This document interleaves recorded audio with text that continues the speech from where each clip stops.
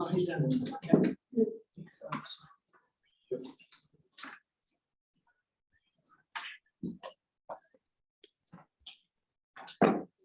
Got it.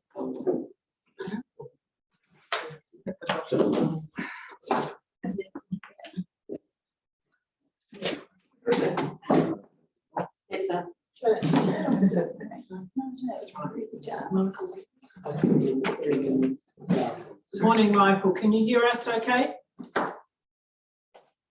Great. Excellent. Good morning, everyone. Morning. Good morning, Morena, and welcome to our council meeting for the 17th of February, again in our two teams. So welcome to the team on Zoom, and a very warm welcome to Jan McGaffin from the Hub Church. Welcome, good to see you again, even though it's on Zoom. Would you like to open our meeting, please, and then perhaps share with us anything that's going on in your community, particularly around welfare of your people? Kia ora tātou. Thank you very much. Great to be here.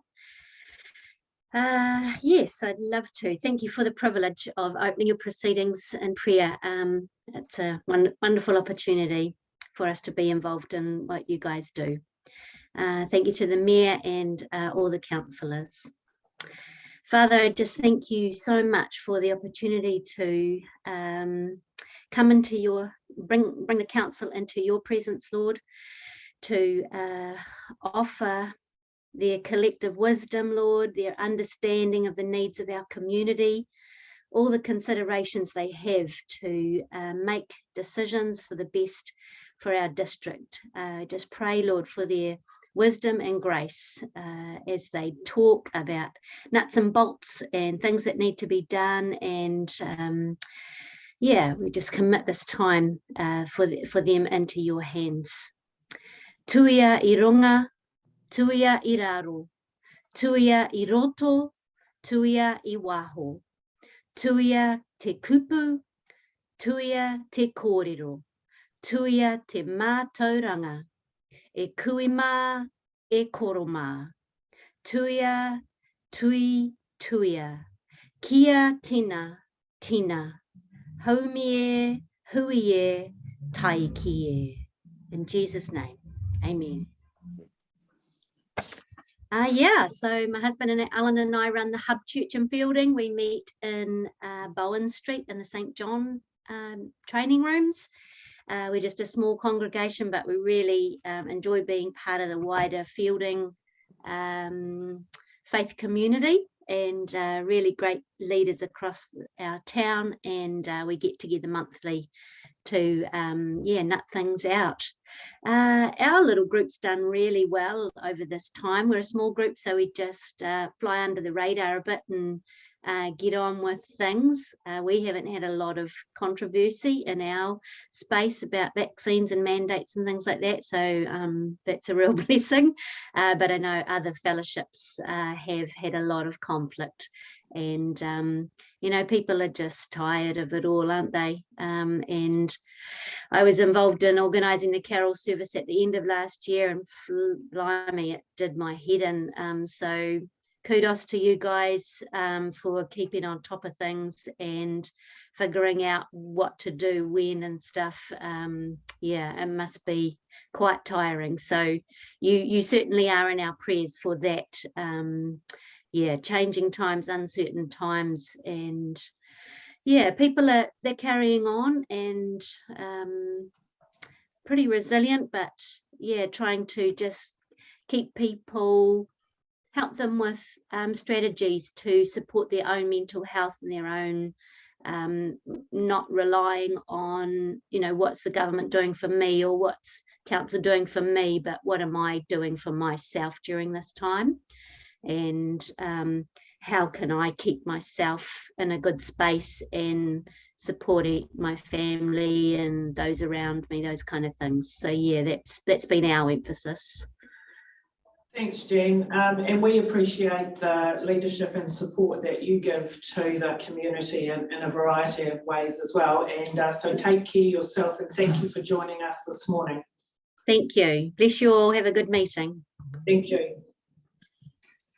Right, before we go into our agenda, I just would like to record and acknowledge the recent passing of Te Matua Kipa Arapiri from the Tururu Valley.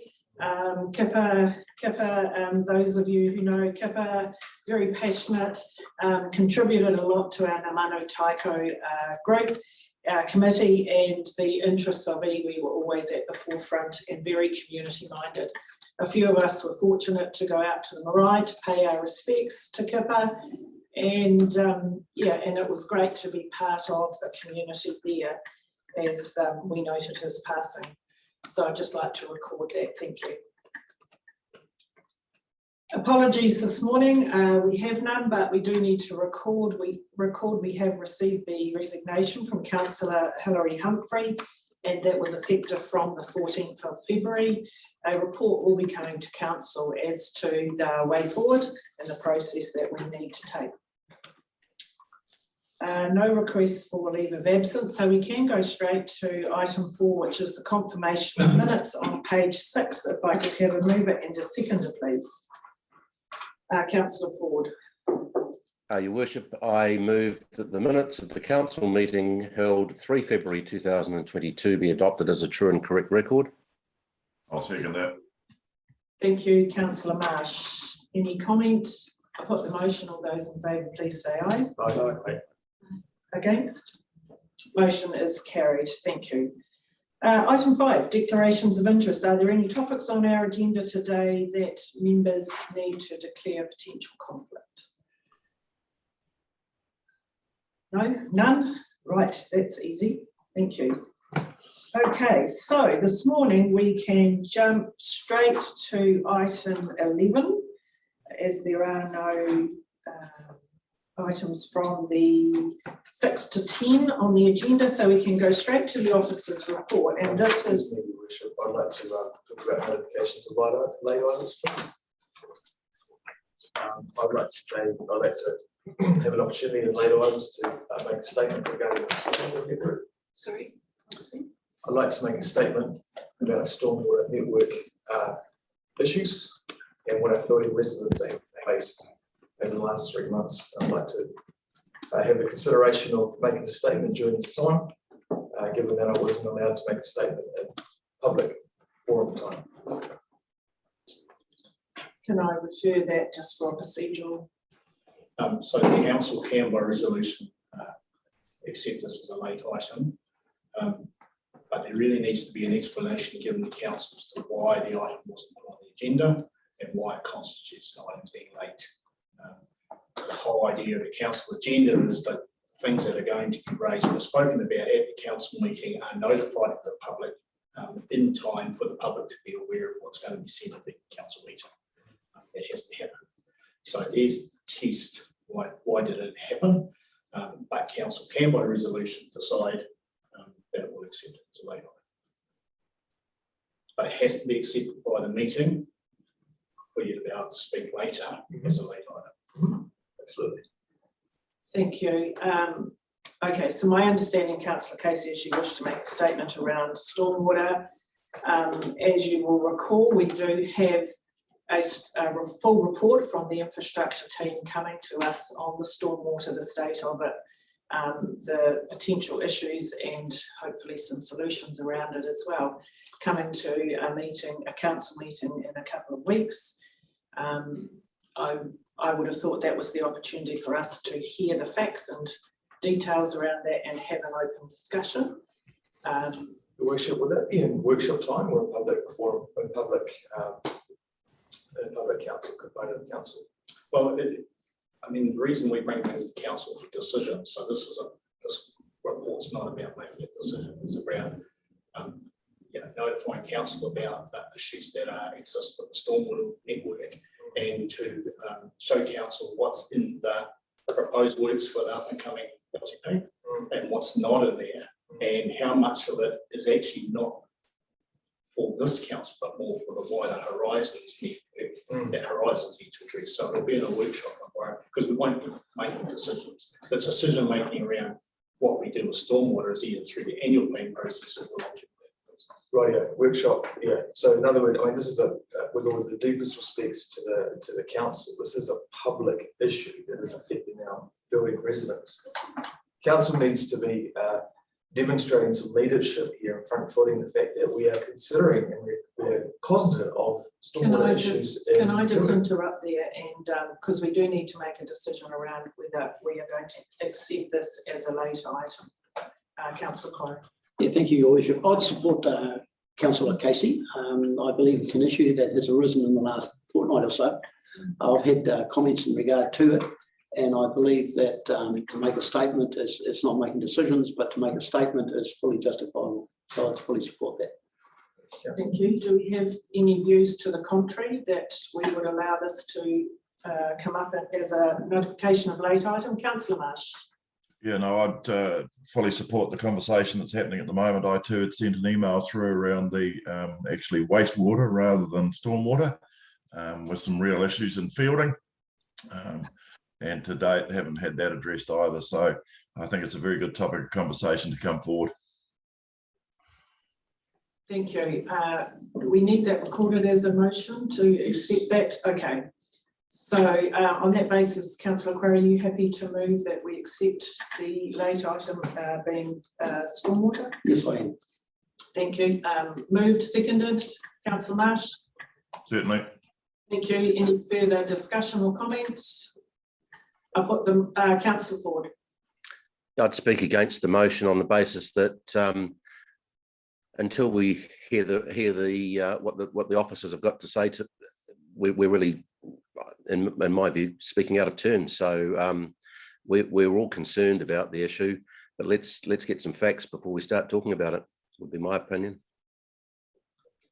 Thank you. Any further comments?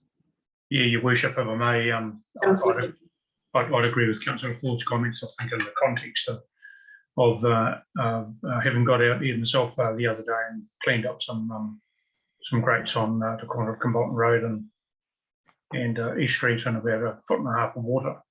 I think Councillor Ford's comments are actually quite right, and I believe that the appropriate time for the discussion is actually when the report comes to us, so that we've got some facts and figures in front of us. Thank you. Anything further, Councillor Campbell? I'll support the discussion. I don't think it's any different to a public forum item. If there's no decision to be made, it's just simply a comment. We can have a further discussion later anyway. So I think happy to support it. Thank you. Okay, so on that basis, we have the motion moved and seconded to allow this as a late item. I'll put the motion. All those in favour, please say aye. Aye. 1, 2, 3, 6. Against? Against. The motion is carried. Thank you. Thank you. We will add that there. Okay, so that being the case, let's do things in order then. We are at item number 8. This is notification of late items. So Councillor Casey. Excellent, thank you, Your Worship. No, actually, sorry. Sorry, my error on process. This is notification of late items, which then comes back up on the agenda under item 12. So my apologies. That's very good. For jumping the gun. Okay, right. Item 11, officers report. Welcome, Lisa. Lisa's going to take us through the deliberation on amendments for the public places bylaw, and there are a number of recommendations that we are going to go through. Lisa will take us through the document, and as we get to each step, we will take the recommendation that's being put forward at the time we discuss that particular point. Otherwise, we'll get lost by the time we get to the end of what this is all about. However, what I would like to first move is the first recommendation is that we accept the late submission from the Manawatu Youth Council. Do I have a seconder for that one, please? Yes, Your Worship. Thank you. Put the motion. All those in favour, please say aye. Aye. Against? Motion is carried. Great. So that gets that submission included. Lisa, let's hand it over to you. Thank you. Thank you, Your Worship. Good morning, councillors, colleagues, and lovely to be here today. I would like to take you through my report, which summarises the submissions received on proposed amendments to the Public Places Bylaw for deliberations. As Mayor Helen has mentioned, I would like to focus on each of the changes that we notified and to sort of come to an agreement around whether or not we support that change, so that when it comes time to finalise the bylaw for adoption at 3rd of March meeting, we've got some clear, I guess, recommendations going forward. So I would like to focus on the tables that are in Annex B to my report. Table 1 sets out the proposed amendments to the bylaw that we received no feedback on. So the management recommendation for those changes is that they are retained as notified. And so if we could have any discussion around those amendments first, and then I'll move on to table B, which has the ones that receive submitted feedback. Thank you. So any feedback, any discussions on those? It's pretty straightforward. They were submitted, that's supported. So does that take us to recommendation 2, which is that's Annex B, so rather than A? Yes, Your Worship. That's so our lead has prepared some resolutions based on the management recommendations from my report, and so the number 2 there is that the council retain the proposed amendments to the bylaw set out in table 1 in Annex B, outlining those proposed amendments to the bylaw that received no public feedback. Thank you. So that is the recommendation to deal with that part of the bylaw amendments. Michael. Just as we go through this, it'd be really handy if we could be referred to a page number each time, please. Thank you. We're on page 22, which is the feedback with the management reports and recommendations. Thank you. So we have that motion that the council retain the proposed amendments to the bylaw as set out in table 1 Annex B, outlining those proposed amendments to the bylaw that receive no public feedback. I'm happy to move that. Can I have a seconder, please? Councillor Ford. I'll put the motion. All those in favour, please say aye. Aye. Against? Thank you. Right. Lisa, thank you. Thank you, Worship. So I'd like to now move on to those proposed amendments to the bylaw that did receive feedback. So if you look at table 2 in Annex B, I don't unfortunately have page 23. Great. So the first change is to clause 10.2, which is the changes to the street user permit regime.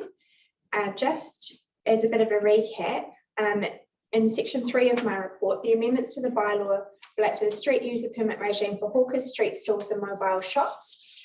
The amendments were originally requested by the council officers that process street user permits. They consider that the permit regime in the current bylaw does not provide sufficient certainty for street users and does not achieve the right balance between providing for street user activities while ensuring those activities do not adversely affect the visibility and viability of existing CBD businesses. So the change that you're looking at here is around inserting 2 street user maps into Schedule 3, being Denby Square in the southern corner of the car park on Arangi Street, opposite the intersection with Gladstone Street. We received one submission, which is submission 12, that opposed that change. They requested that the restrictions around hawkers and food trucks be removed. They do not support not allowing food trucks to operate, wherever they want. They thought restricting it to 2 locations was unnecessary. As outlined in the management recommendations for clause 10.2, the Denby Square and Arangi Street locations were chosen as they both have good visibility, access and off-street parking, or being far enough away from the CBD that they would not adversely affect existing businesses. while we're proposing to limit the number of operators to 2 at each site, current and historical demand for street user permits suggests it's unlikely we would outstrip availability, that there'd be demand in excess of what is available at any one time. If the proposed amendments were removed from the bylaw as requested by the submitter, we would be back to having a regime that does not allow council to consider effects on the building CBD businesses and does not give applicants certainty around where they can operate from. So we could receive permits and then decline those on the basis of the location not being suitable, which is what happens at the moment. But in the management recommendations, I have included an alternative, which does effectively, it's in line with what the submitter has asked for, but it also provides a bit more protection for existing businesses. So that's looking at if we were to remove the maps and kind of free up locations, I recommend that we would put in a new subclause under clause 10.5, which states the degree to which the street user will affect the viability and visibility of existing businesses in the building CBD. So that would come in as another assessment criteria for street user permits. So the processing officer, when they are assessing their application, they would then, that would be one matter that they would take into account. The reason that we have not proposed this as our recommended or preferred approach is because it would place the onus on council to assess the degree to which it affects those existing businesses. So that does introduce sort of a case-by-case discretion. And you know, we may need some expert evidence or some expert input into what degree of effect that has, and then balance that against all the other matters. So it does provide less certainty than having these 2 locations that we know are suitable. And there's also an increased risk of objections and precedent setting, particularly if street user permits issued for one type of street use within the CBD but denied for another on the basis of potential effects on existing businesses. And there's sort of less certainty for street users as their permit application may be rejected on the grounds that they want to operate from an unsuitable location. So the management recommendation going forward, which I can refer to now, is that the new clause 10.2 be inserted as was in the notified version of the draft bylaw, which is within the Fielding CBD, permits for hawkers, mobile shops or street stalls will be granted only for the locations specified in Schedule 3 of this bylaw. For each of these locations, permits cannot be issued if it would result in more than 2 street users using the location at any one time. Permits will be issued on a first come, first served basis. Thanks, Lisa. I certainly support having defined areas because I don't think it's unfair to leave the decision around is it okay and who will it affect to staff, and they could potentially be different staff each time who would have different views around it. But my question is, why only 2? If we're talking about both, if we're looking to limit it to those 2 locations, there is plenty of space there. So what was the thinking around only 2 at each of those? Thank you, Worship. The reason for the 2, particularly in Denby Square, it was about having not too many people so that there was space for them to operate efficiently from the site. The car park opposite New World, that has more space, but it is used also as a public car park during the day. So it was trying to balance providing for street users, but then not, restricting the car park use as well. So it was trying to get that balance. But that was the rationale for the 2 at each site. Okay, thank you. Open it up for questions, comments. Councillor Quarry. Thank you. The food trucks, a lot of it I take it would be like food trucks. Now, to me, there's 2 types. There's ones that turn up and that's their spot and they park there all day, every day. And there's others that would turn up, say, at 6 o'clock at night and swamp the centre of town. And then that becomes an attraction in itself. This bylaw would affect that second description, wouldn't it? Through your worship, there is within the clauses that received no feedback, there was a thing around allowing street users to operate from the CBD as part of an event. So we have put in, that was something that we didn't receive feedback on, but we're proposing that go in. So if there was an organised event, say a food truck event within the CBD, that could still go ahead under that exception. Right. It would just be, those wanting to operate, say, for like a 2-week period from a particular location. Sure. Those would be the ones. that Because would that be adds a lot of character and flavour to the event. Absolutely, and that's why we pushed. I remember I pushed particularly hard to get that in there because we didn't have that exclusion to allow for events. And it doesn't have to be in the square, it can be some other location as well. Yes, yes. Councillor Shaw. Thank you. Lisa, could you just explain the difference between public land and private land? There's also 3 mobile businesses on the green space between HR Jones and the pizza place there. Is this covered by any of the bylaw here, or are they considered permanent businesses? And the fact that they're on private land, how is it different? Thank you. Yeah, through your worship, ones on private land are not covered by the bylaw. It only applies to council owned and managed land.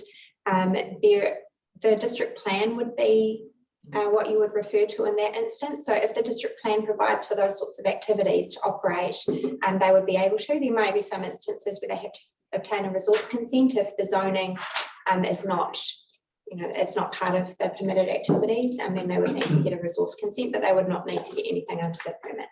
They would not need a permit under the bylaw. Thank you. Councillor Marsh. Yes, thank you, Your Worship. Might be jumping the gun a wee bit off track here, but just given the news of the last 2 or 3 days of the situation in Queenstown, where some of the food businesses, etc., are having to close down due to COVID, etc., I'm just wondering, a couple of questions. How long does it actually take to initiate a license for a hawker to come in? And should we be taking into consideration within the bylaw a situation where 2 or 3 of our eating establishments, hospitality establishments in town may be closed over that period while they're isolating, which then could give an opportunity to a food truck, etc., to come in and take advantage of that. I would hate to see in the fact that if we've got 2 or 3 businesses that are on hold for 2 or 3 weeks, that all the punters go across the border to Palmerston and avail themselves of their hospitality over there rather than in Fielding. Okay, so if I'm hearing you right, you're suggesting that, which I think would be a little bit hard to police, that if we've got businesses closed for, assuming for COVID reasons, we shouldn't be allowing our food trucks to come in and operate in competition? Is that what you're suggesting? No, I'm not really. I'm just asking for some information around it and the fact that how long does it take to issue a license, and could that happen? Because if somebody sees an opportunity, if 2 of the businesses in town are closed due to COVID, then there is an opportunity for them to set up. And have we actually allowed for that within the bylaw? Yeah, well, hopefully the COVID situation is a one-off. Who knows? Who knows where we go? But as far as time, how long does it take to actually get a license of permit? Through your worship, I overheard my colleague Chris McRae on the phone with an applicant just the other day, and it sounded like it was issued within a day. It really is just checks around the building that there's no other things that need to be considered. And I guess by choosing these 2 locations, we already know that from a traffic safety perspective, they are good. So that kind of eliminates, from my understanding, quite a few permits in the past have been rejected on the grounds of the location being unsafe. So that sort of takes that out of the equation. So I wouldn't expect that they would take very long to issue. Thank you. So having locations gives some certainty around that and would actually speed up the process. Thank you. Councillor Ford. Yeah, I support what's being proposed by management as it stands. I think the 2 locations are fine, particularly given, as we've just discussed from Councillor Short, there are actually plenty of other sort of temporary food carts, etc., or coffee carts around the CBD, but on private land. And I think at this time more than ever, we should be looking after our established businesses who pay rent and rates and insurance and all the other outgoings of running a business in the CBD. So I support it as is.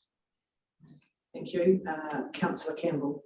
Yeah, thanks for your description of the difference between public and private land. I think that's quite important.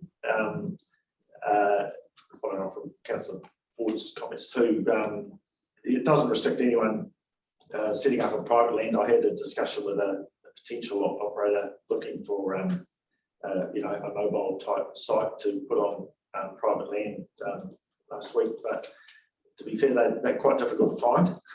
But it does, I mean, seems to me that public places are there for a reason, to be public, and not you know, private properties set up there for the purposes of running business.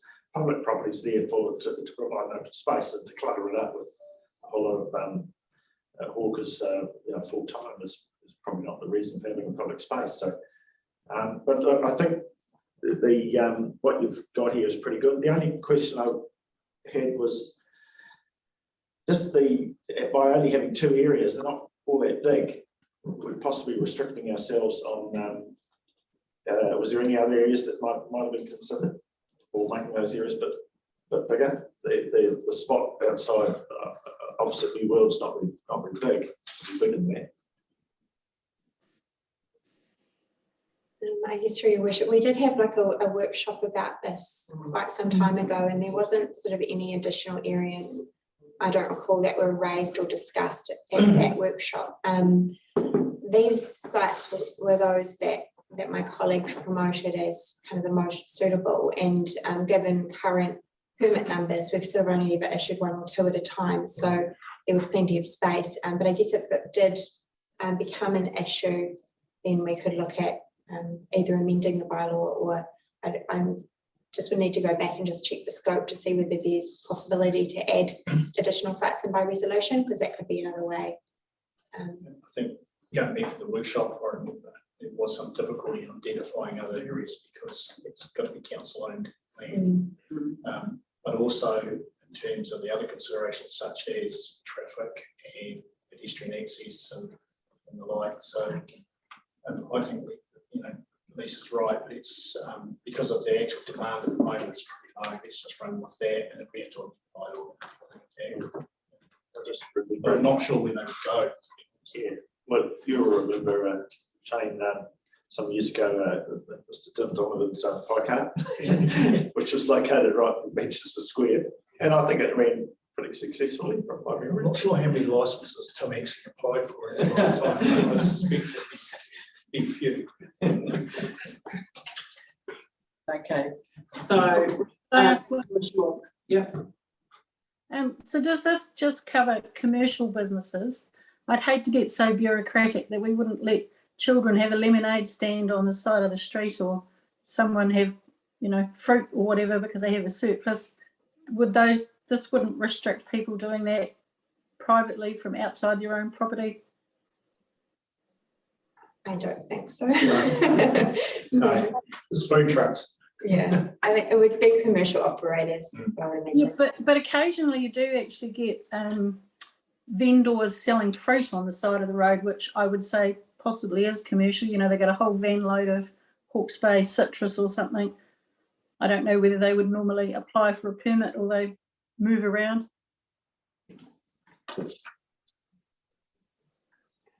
Through your worship, I think that would probably be a discussion with the you know, those that issue the permits to discuss it. I think if they were locating in a dangerous location and we received complaints about them, then it would probably be, can you please apply for a permit and can you relocate to this location?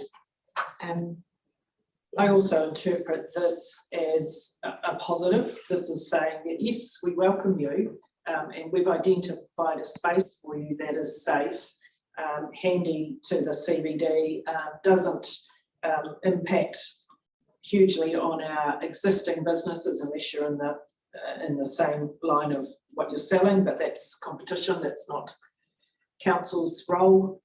So I see this as a positive, and you know, and it may, if we get multiple applications, there's an opportunity to pick up and go, let's create an event around these and have it as a celebration of mobile, etc. So I think it's got potential. Councillor Hadfield.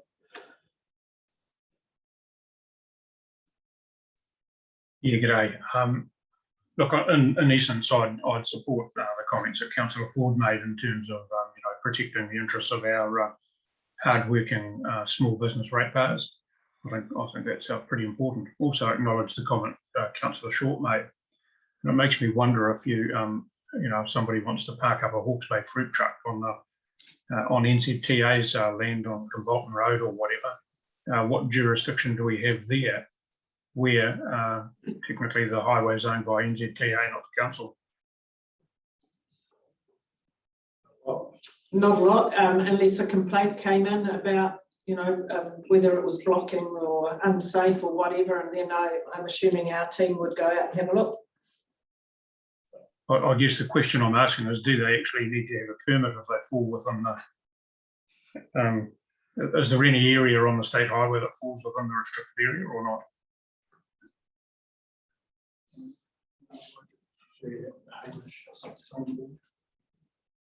Hamish, are you with us on Zoom there?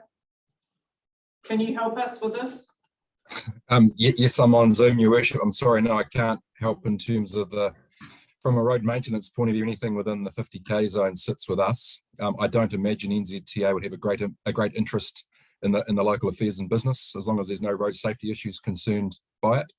But I'm not aware of a formal approval process where they would provide input to an application. Thanks, John Jones. If it's on the state highway and it's between the curbs, then NZTA would have an interest, and they would have to apply for a hawker's license to NZTA. If it's on land behind the curbs, that's council, so NZTA would not be interested. Okay. Thanks for that clarification, John. That was just the question I had was if somebody parked their 2.5 tonne little fuso between the curbs and sold watermelons and peaches or something, they'd have to apply to NZTA for a hawker's license, not us. That's right. Okay, thanks. Great, thanks. Okay, so if there's no further comment, the proposed recommendation is that a new clause 10.2 be inserted as follows. Within this building CBD, permits for hawkers, mobile shops or street stalls will be granted only for the location specified in Schedule 3 of this bylaw. For each of these locations, permits cannot be issued if it would result in more than 2 street users using the location at any one time.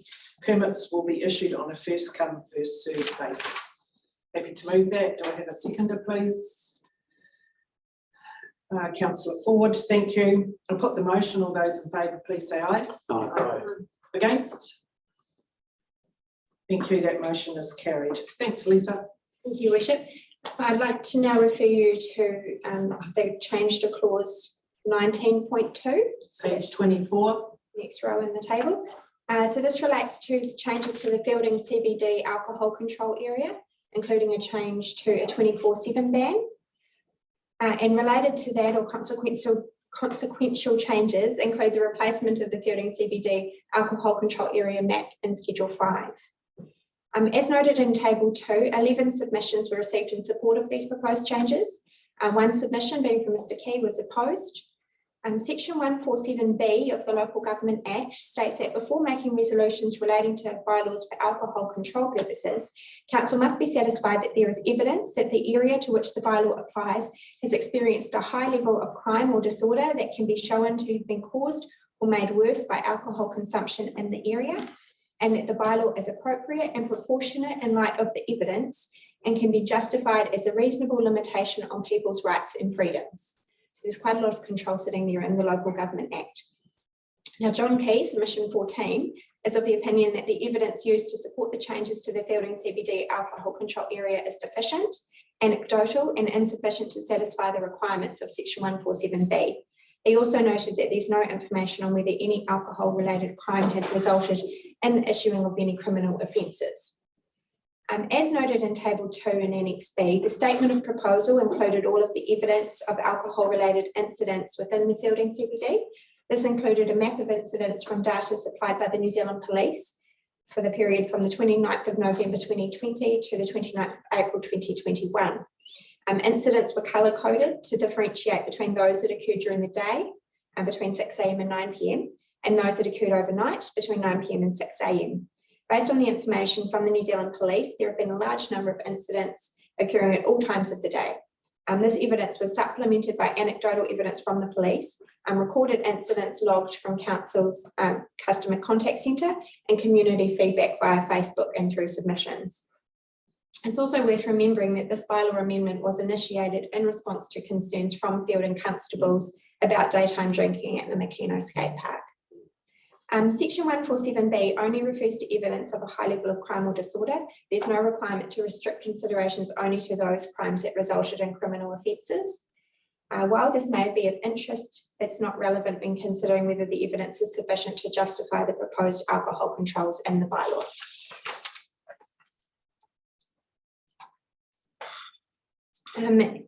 Also, Mr. Key outlined a scenario around arrest and how long they would be banned from re-entering the Feilding CBD. So that was to help explain his concerns, and he outlined a scenario where he could be arrested for having an unopened bottle in his car during the day within the Feilding CBD. To reassure you all, that scenario would be unlikely to happen in reality. There are exceptions in clause 20 of the bylaw that relate to alcohol in unopened containers.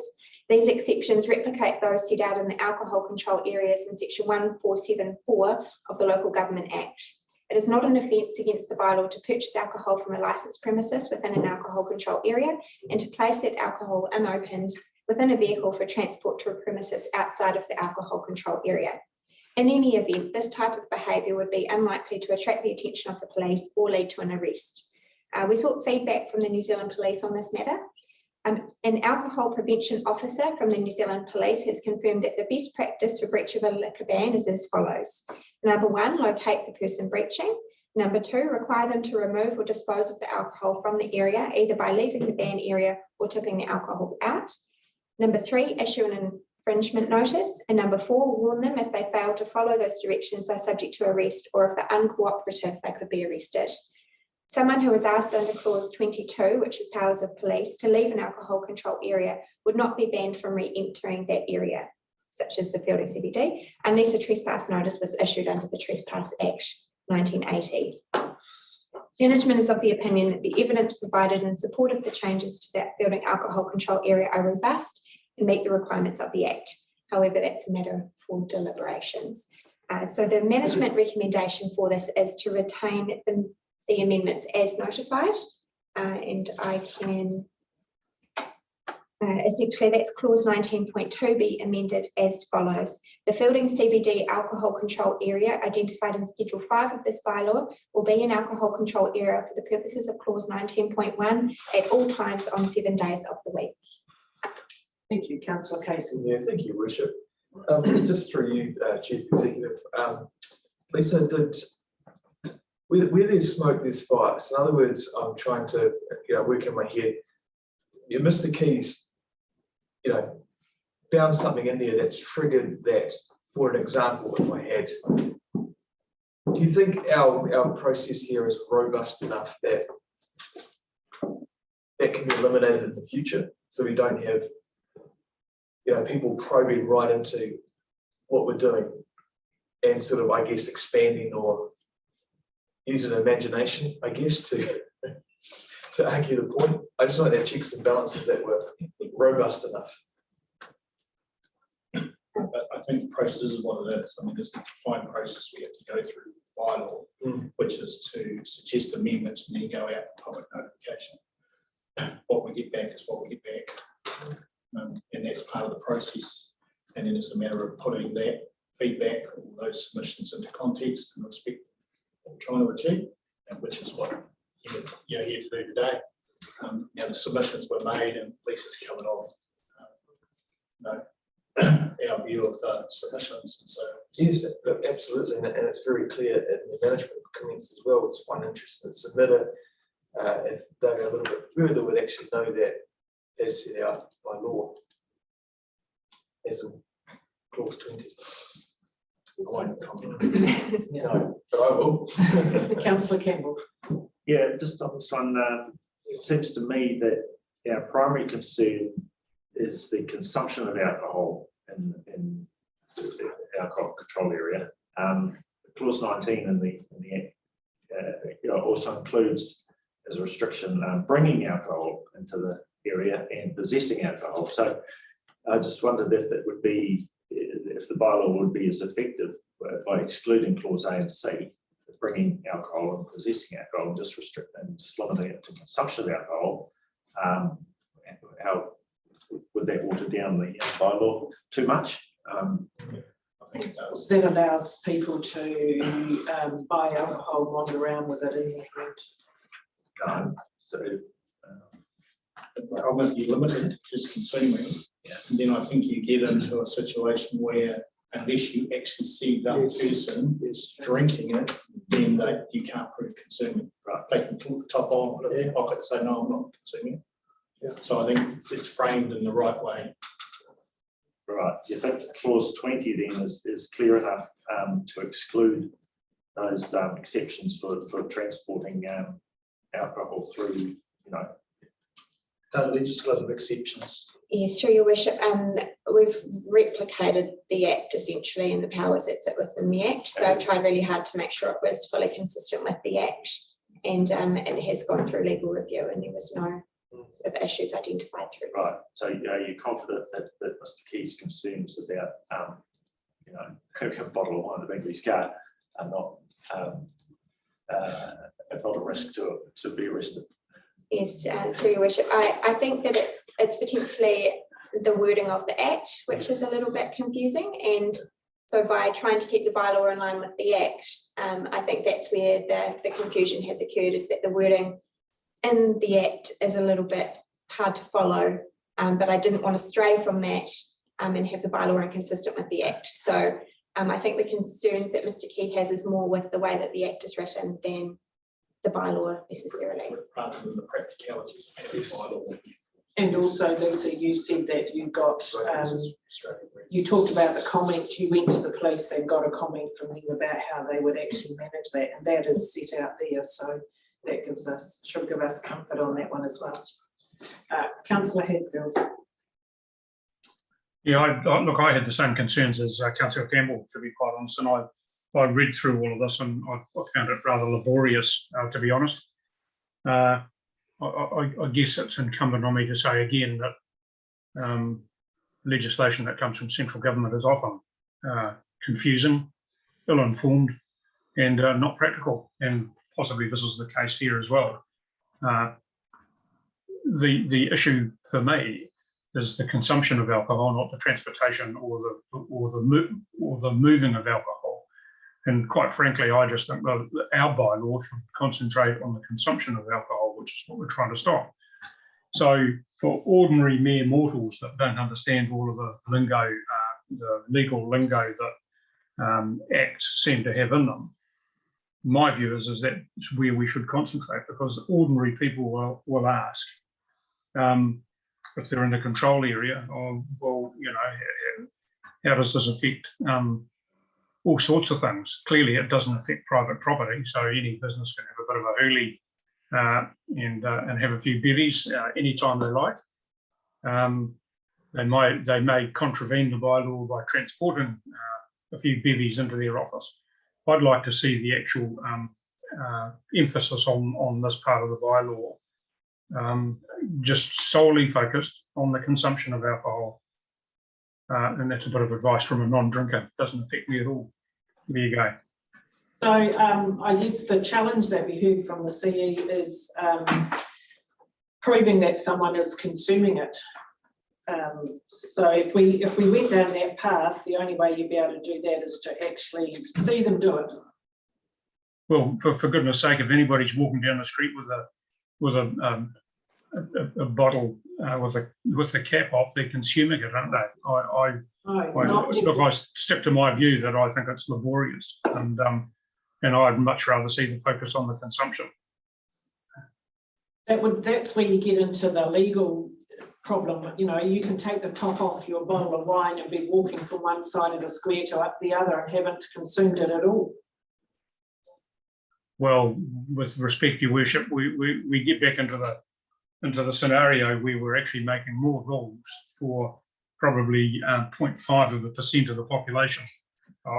Look, that's my view. I think it's laborious. I'd rather see the focus on on the consumption of alcohol. And I was of the understanding that it's our bylaw, not anybody else's. Councillor Ford. Yeah, I have some sympathy with Councillor Campbell and Hadfield. I just don't think we should be writing something that could be interpreted as Mr. Key did, that he could be arrested for having a bottle of wine. Now, we all know that that's not actually going to happen practically, but we shouldn't be writing a bylaw that actually gives that possibility. And aligning it to the Act, I don't think is that important. So why don't we use the words, whether it's an open container or unopened, as opposed to actually consuming, because if it's unopened, it's clearly unopened for a purpose, and that's for consuming. So we should ban that. If it's unopened, there's no problem, and we should be excluding that, in my view. Lisa. Yeah. Apologies for speaking out, but through your worship, the exceptions do refer to unopened. So, you know, we do already have exceptions in the bylaw around unopened alcohol. So it really comes in when it's open. And I guess it's just to remind you that it is the police that enforce this part of the bylaw. So I guess the reason for these changes is to give the police the powers that they need to do their job with respect to alcohol control.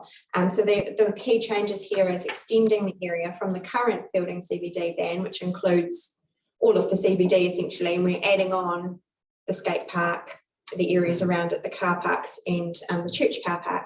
So that's one thing, but the only other change is from going from a daytime thing to a 24/7 thing, and the reason is because we have got evidence of daytime drinking.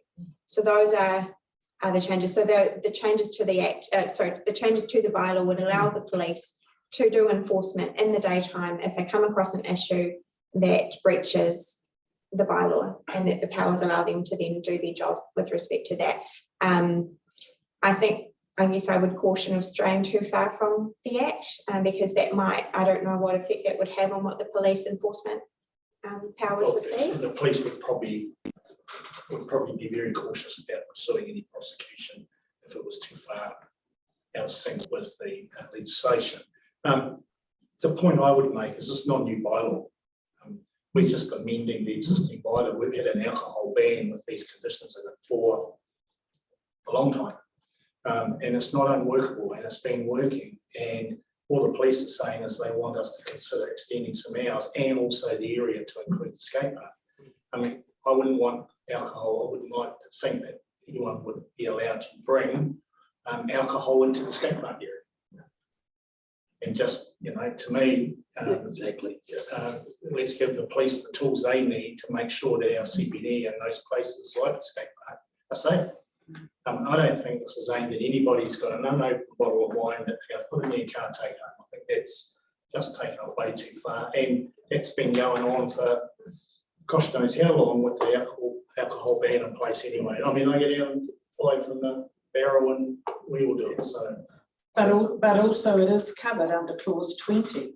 It says it is not an offence against the bylaw to purchase alcohol from a licensed premises within an alcohol control area, and to place that alcohol unopened within a vehicle for transport to a premises outside of the alcohol. So John's point that he raised is actually covered in clause 20.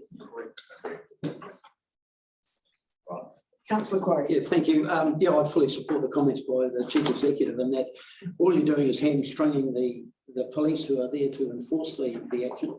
No one would want a group of 18-year-olds turning up in the skateboard park with alcohol, opened or unopened. If it's there, it's banned, full stop.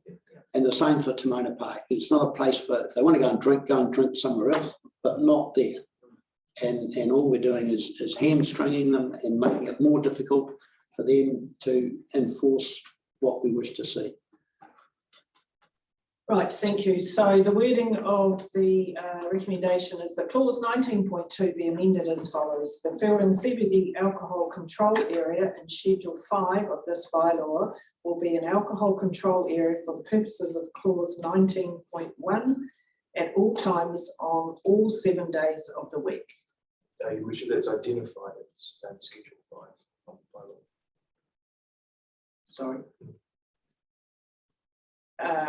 So that, I'm happy to move that. Do we have a seconder? Councillor Casey. Put the motion. All those in favour, please say aye. Aye.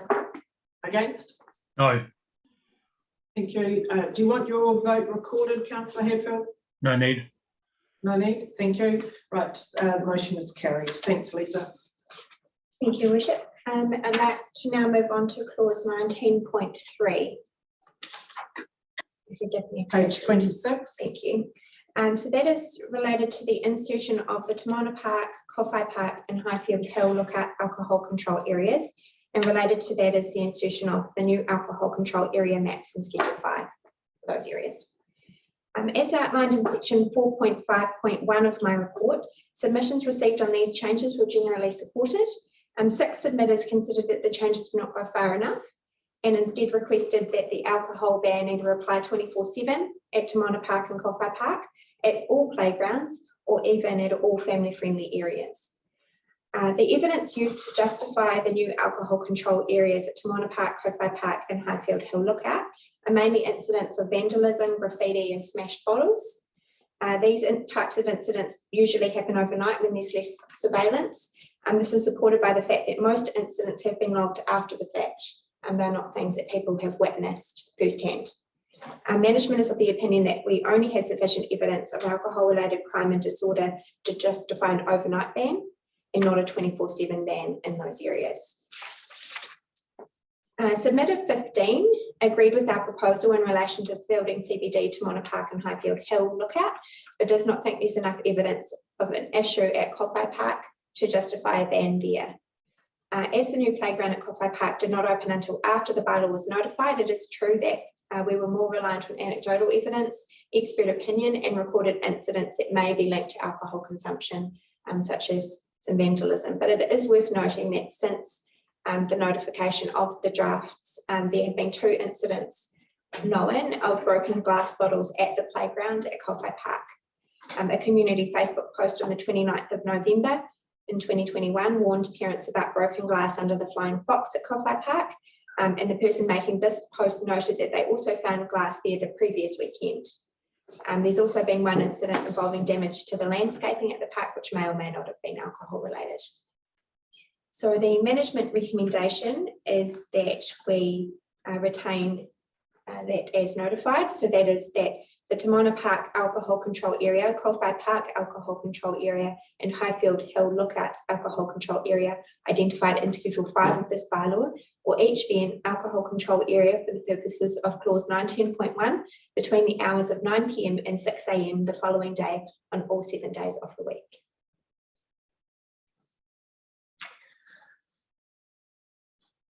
Councillor Casey. Thank you, Worship. Just a quick clarification point. If I'm parked up at Tamona Park in my camper van or with a group and we have a drink, are we then breaching the bylaw if we have a drink in or around our vehicle? And through your worship, only if it's between those hours and you're within the control area, which is the playground and the area around the barbecues. I have done a check and it was in the statement of proposal around the freedom camping areas at Tamona Park, and they're outside of this area. Sure. If you were drinking at your caravan that was outside of the ban area at night, there's no restriction for doing that. No worries. Thank you. Thank you. Nothing further? Councillor Quarry. Thank you. That would then come under the impression of the police if they turned up. If people are drinking around caravans, everyone's quite happy and not throwing bottles. They're not interested in that. Right. No, that's right. Thank you. Councillor Hadfield. Yeah, look, it's interesting. I did have a good look at the Tamona Park one, and I figured out that the campers are outside that area. But one of my concerns is having a bylaw that actually allows stuff to be open to interpretation. And as much as we trust our colleagues in blue, I'm actually I'm always reluctant to have blurred rules or bylaws that are open to interpretation or at the discretion of because I think we fall into the possibility of inconsistency in interpretation. I think it's just an area of caution for me. So can you explain what you mean in this instance, what would be blurred? Well, I guess my colleague, Councillor Quarry, was saying that I guess I was referring to Councillor Quarry's comment around that the police will make a decision one way or the other. I just like to see clarity. It's either okay or it's not. So we do have an identified map area, which I see that. Yeah, absolutely. so that may help address your concerns. Councillor, I think it was a general comment, Your Worship, that we need to be careful in the way we word things. That's all, so that it's not open to interpretation, but it's just absolutely abundantly clear. And that's a comment that Councillor Ford made just not long ago as well. Thank you, Councillor Ford. Look, I'm in support of all this, generally speaking. I'm just slightly confused as to why there's a difference in time frames between, say, the skate park and our other parks. I would have thought that parks were perhaps a place where we just say no alcohol consumption, full stop. So at the moment, you can go down and be drinking between 7 and 9 p.m. at Kowhai Park or up at Highfield Hill or Timona Park. But you can't do that at the skate park. I'm thinking we probably should make it at all times in those children-focused areas. Thank you. I think the difference, Lisa, if I understood you correctly, is the identified controlled area. These time bands don't include the playground area. And through your worship, the reason for the restrictions around the timing, it just comes down to the evidence that we have. So we don't have currently any evidence of any issues in the daytime at those locations. So for us, under the Local Government Act, to be able to impose an alcohol ban, it has to be evidentially based and it has to be fair and reasonable given the level of crime and disorder that's been witnessed. So what we are trying to do is to prevent nighttime drinking because that fits with the type of evidence that we have of the issue.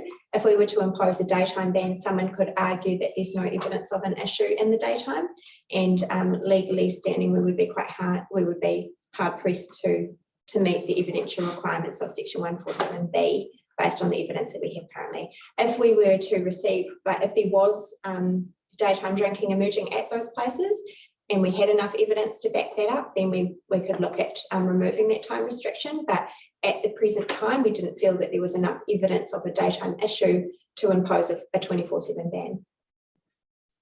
Thank you. I guess my other question is, we also don't want to put rules in place that prohibit the positive things, and I'm thinking about events. You know, if you think about, just for an example, Kowhai Park, where the Rotary Club used to run a Valentine's Day event.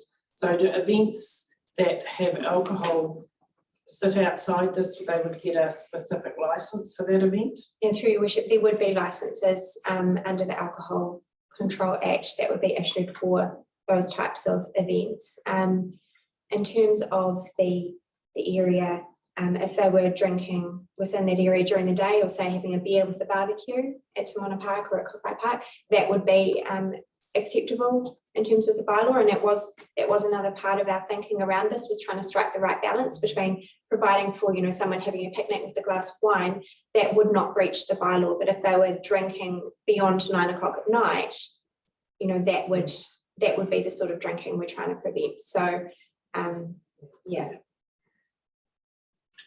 Tricky one. Right. Okay, so we've got that recommendation there.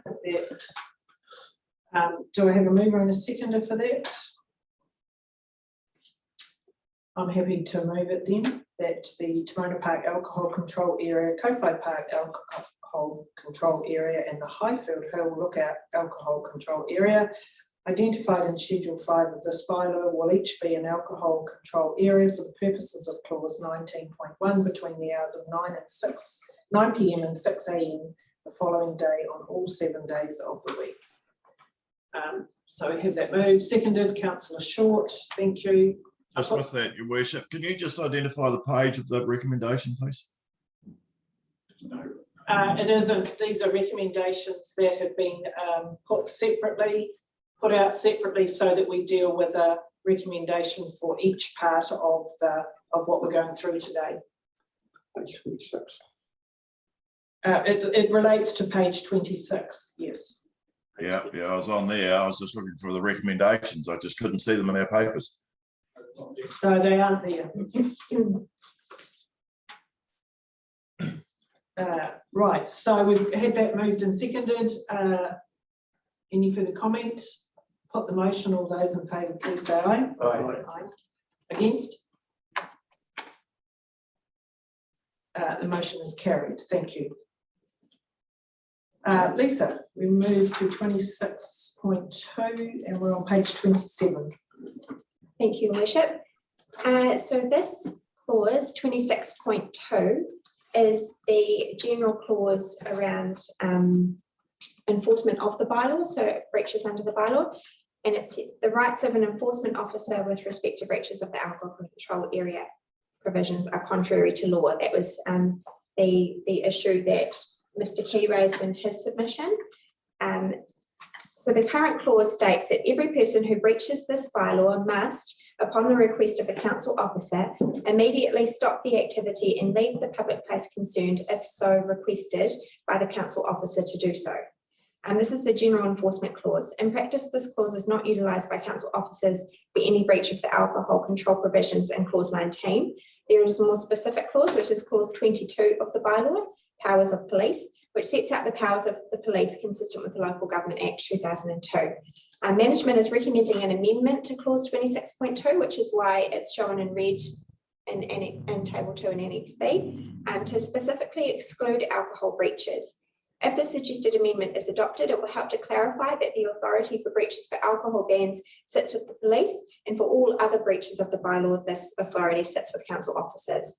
So my recommendation is that we amend clause 26.2 to say every person who breaches this bylaw other than clause 19 must, upon the request of a council officer, immediately stop the activity and leave the public place concerned if so requested by the council officer to do so.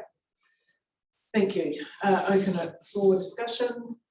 It's pretty clear. I think, Mr. Key raised that point and we've been able to separate that out to make it clearer.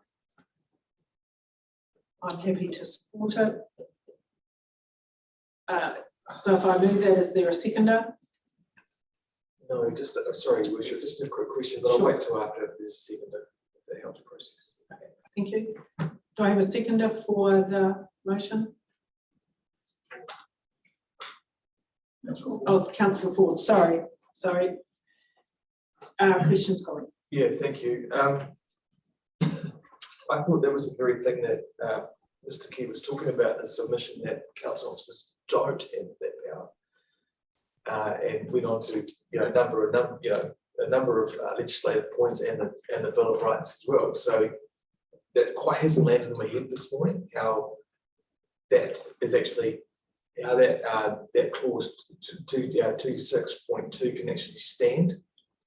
Yes, and through your worship, Mr. Key did raise a valid point that at the moment that enforcement clause refers to council officers, which is not appropriate with respect to alcohol control breaches. So what I'm trying to do by amending 26.2, because remember this bylaw applies to a whole raft of activities and there's offences relating to each of those different types of activities in public places. So this is the general clause for enforcement. So what I'm proposing is to, in brackets, say other than clause 19, to make that an exclusion, to say that for all of the bylaw, council officers have that authority, except, in relation to clause 19. So if the way that it's written, we can, play with the wording, if you think there's a better way of making that obvious that that is an exception. Thank you, Lee. I'm not a wordsmith, I'll gladly admit that.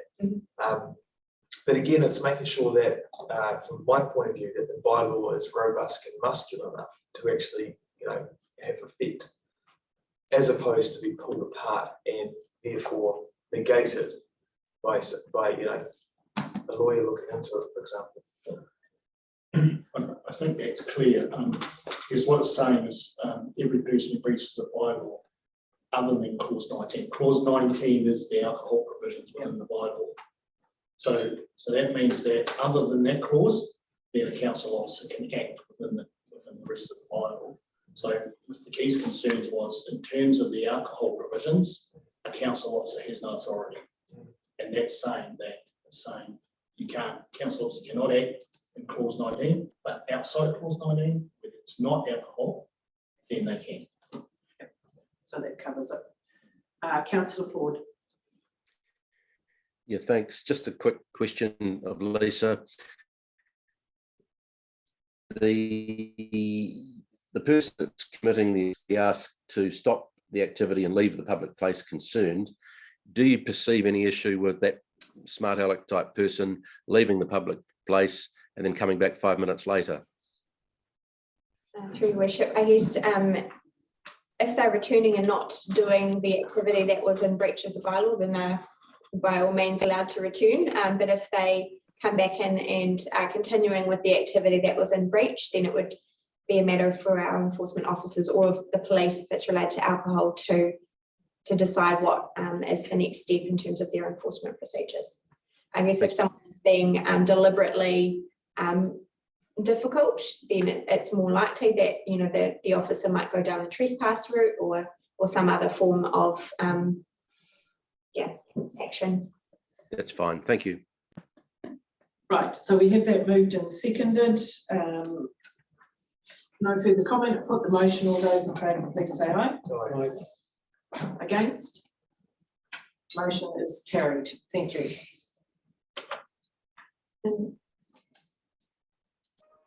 Lisa. Sorry, Worship. I just wanted to touch on the other matters that Mr. Key raised in his submission, if that would be helpful. That would be good. Thank you. Okay. So I'd like to step through the first, which is around predetermination by the council of the amendments to the bylaw being adopted. And that was relating to the wording that says, following the close of submissions, council will hold a hearing and adopt the amended bylaw in early 2022. So I refer you to the second to last row in table 2 in Annex B, which is titled engagement on the draft bylaw. That'd be page 29, isn't it? Yes, on page 29. So this was intended as a general indication of the timeline for the public, i.e. consultation followed by hearing, deliberations, and then adoption. It was not specific on which amendments, if any, would be adopted. So that was, I guess, as Mr. Key kind of put it, maybe it was a wording thing that could be improved, and that's, I guess, a take-home message for me for the next phase of the review, to be very careful around how I do an indicative timeline, because obviously if we decided to make no amendments, then there would be no adoption, if you like. We would stick with the current bylaw. So I guess that's a point for me to take away of how we word that to make it clear this is the proposed timeline, but that there is no decisions made at this time. Thank you. And then the next one is around the bylaw being unreasonable and inconsistent with section 22 and 27(1) of the New Zealand Bill of Rights Act 1990 regarding the right to not be arbitrarily arrested or detained. To put our response to this concern simply, our bylaw is consistent with the powers given to police in relation to alcohol bans set out in section 169 of the Local Government Act 2002. If these powers are inconsistent with section 22 and 27(1) of the Bill of Rights Act, then this should have been addressed by Parliament at the time the bill was made law. So the fact that our bylaw is not inconsistent with the law, and his concerns relate to effectively the inconsistency of the Act with the Bill of Rights Act, but that is a matter for Parliament. So once a bill is past that hurdle and is adopted into law, our bylaw is consistent with that law.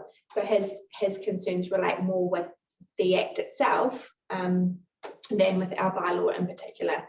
So resolutions relating to whether the proposed bylaw gives rise to any implications in relation to the Bill of Rights Act, that's part of our adoption report. So we've looked at, as Mr. Key referred in our statement of proposal, there's an assessment against various parts of the Bill of Rights Act, and I will again touch on the matters that Mr. Key has raised within my adoption report. So we'll have that more formal discussion, and there'll be resolutions in my adoption report relating to consistency of the bylaw, but it's best done just prior to adoption because that allows us, for any decisions made today, that allows us to consider those as well when we're making that overall assessment at the end.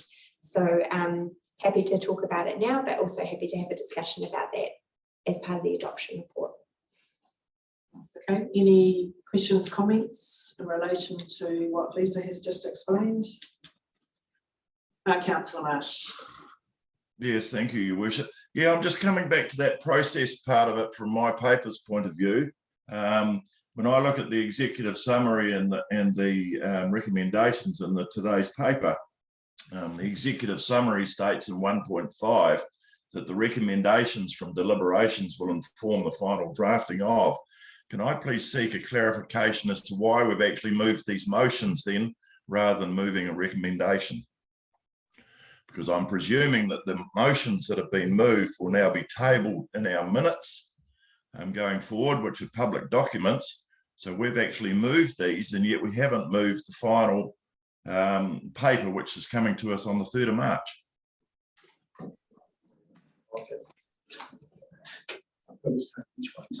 Yeah, what we're doing today is going through each one separately with a recommendation, which will then feed into the overall document that will come back for adoption. Correct, but I haven't seen those recommendations in the table paper for today. The reason we didn't put them in, Councillor Marsh, was these were suggested recommendations that management came up with. We didn't want to include them in your deliberations paper because we did not want to be seen as predetermining recommendations. We needed you to have a discussion, and then we would see whether it fitted the draft recommendation, and then we would put the draft recommendation. So it's just a careful process that we were conscious of when we drafted when Lisa drafted the deliberations report. And I guess the other difference is that under normal circumstances, Ali would type these in and throw them up on the screen for you as they come up. So we don't have that ability to do that today, do we? Yeah, we do. Put it on my screen. Okay, so I'll try. Okay, so Steph does say she's able to do that for us all. Councillor Hadfield. Yeah, look, I'll just throw a comment in here in support of Councillor Marsh's comment. You know, at the end of the day, for those of us sitting at home on Zoom with 3 or 4 screens up, hello, my screen's all gone to buggery now. I don't know what's happened. Yeah, because we're putting up the recommendation. So you know, it's pretty difficult for a bit of a techno retard like myself to to manage this through 3 screens, and I think having all of the stuff would have been useful. But look, just in terms of if I could, certainly from my part, assure the Chief Executive that anything put in front of us by anybody, I don't think we would bow to predetermination. So I don't think actually that there's too much validity in that, just in my humble opinion. Yeah, and sorry, and if I may, through Your Worship, thank you, Steph, for putting those up. I don't have an issue with any of those. Again, I just come back to the fact of the process around that and the fact that we were moving without any documentation. And I'm sure if it was an infrastructure project that had a dollar value attached to it, we would have all wanted to see that and made sure that it was correct.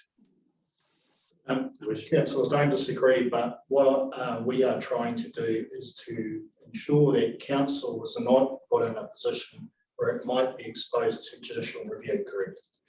Yeah. And so predetermination is enough to establish grounds for judicial review. And that's what Mr. Key was making. So mostly Lisa, was being very cautious around what was put in the papers that were sent to you prior to you deliberating. Yeah. And that's an approach I think that is a sound one for staff to take. Councillor Campbell. No, I think we've had a reasonably sound process. Thank you, Lisa and Chief Executive. We started with a bylaw. We've chosen to amend it. The annotations are delivered to us in Appendix C with the proposed amendments. They're all there in front of us, and we've gone through those and adopted them one by one, or approved them one by one. We've still got a second chance with final approval at our next meeting, and if we so decide to amend anything further, we can do it then. Your wish, I'll just have one more question on an item we haven't covered. Thank you. Are we carrying on with those other schedules 3 and 5? Yes, Your Worship. The other change that I wanted to touch on was the last in the table, so the other matter raised by Mr. Key with respect to Section 17 of the Bylaws Act 1990. So he was saying that he considers the bylaw invalid under Section 17 of the Bylaws Act 1910. I don't know why I put 1990 there. It's a very old act. Section 17 of the Bylaws Act 1910 states that if any bylaw contains any provisions which are invalid because they're ultra vires of the local authority or repugnant to the laws of New Zealand or unreasonable or for any other cause whatever, the bylaw shall be invalid to the extent of those provisions and any others which cannot be served therefrom. So for the reasons outlined in Table 2 in the statement of proposal, the only clause of the draft bylaw that's considered to be contrary to the provisions of the Local Government Act is 26.2 in relation to alcohol enforcement of alcohol control provisions. So providing the management recommended change to 26.2 is adopted, the bylaw is, in my opinion, reasonable, valid and consistent with relevant legislation, including the Bylaws Act 1910.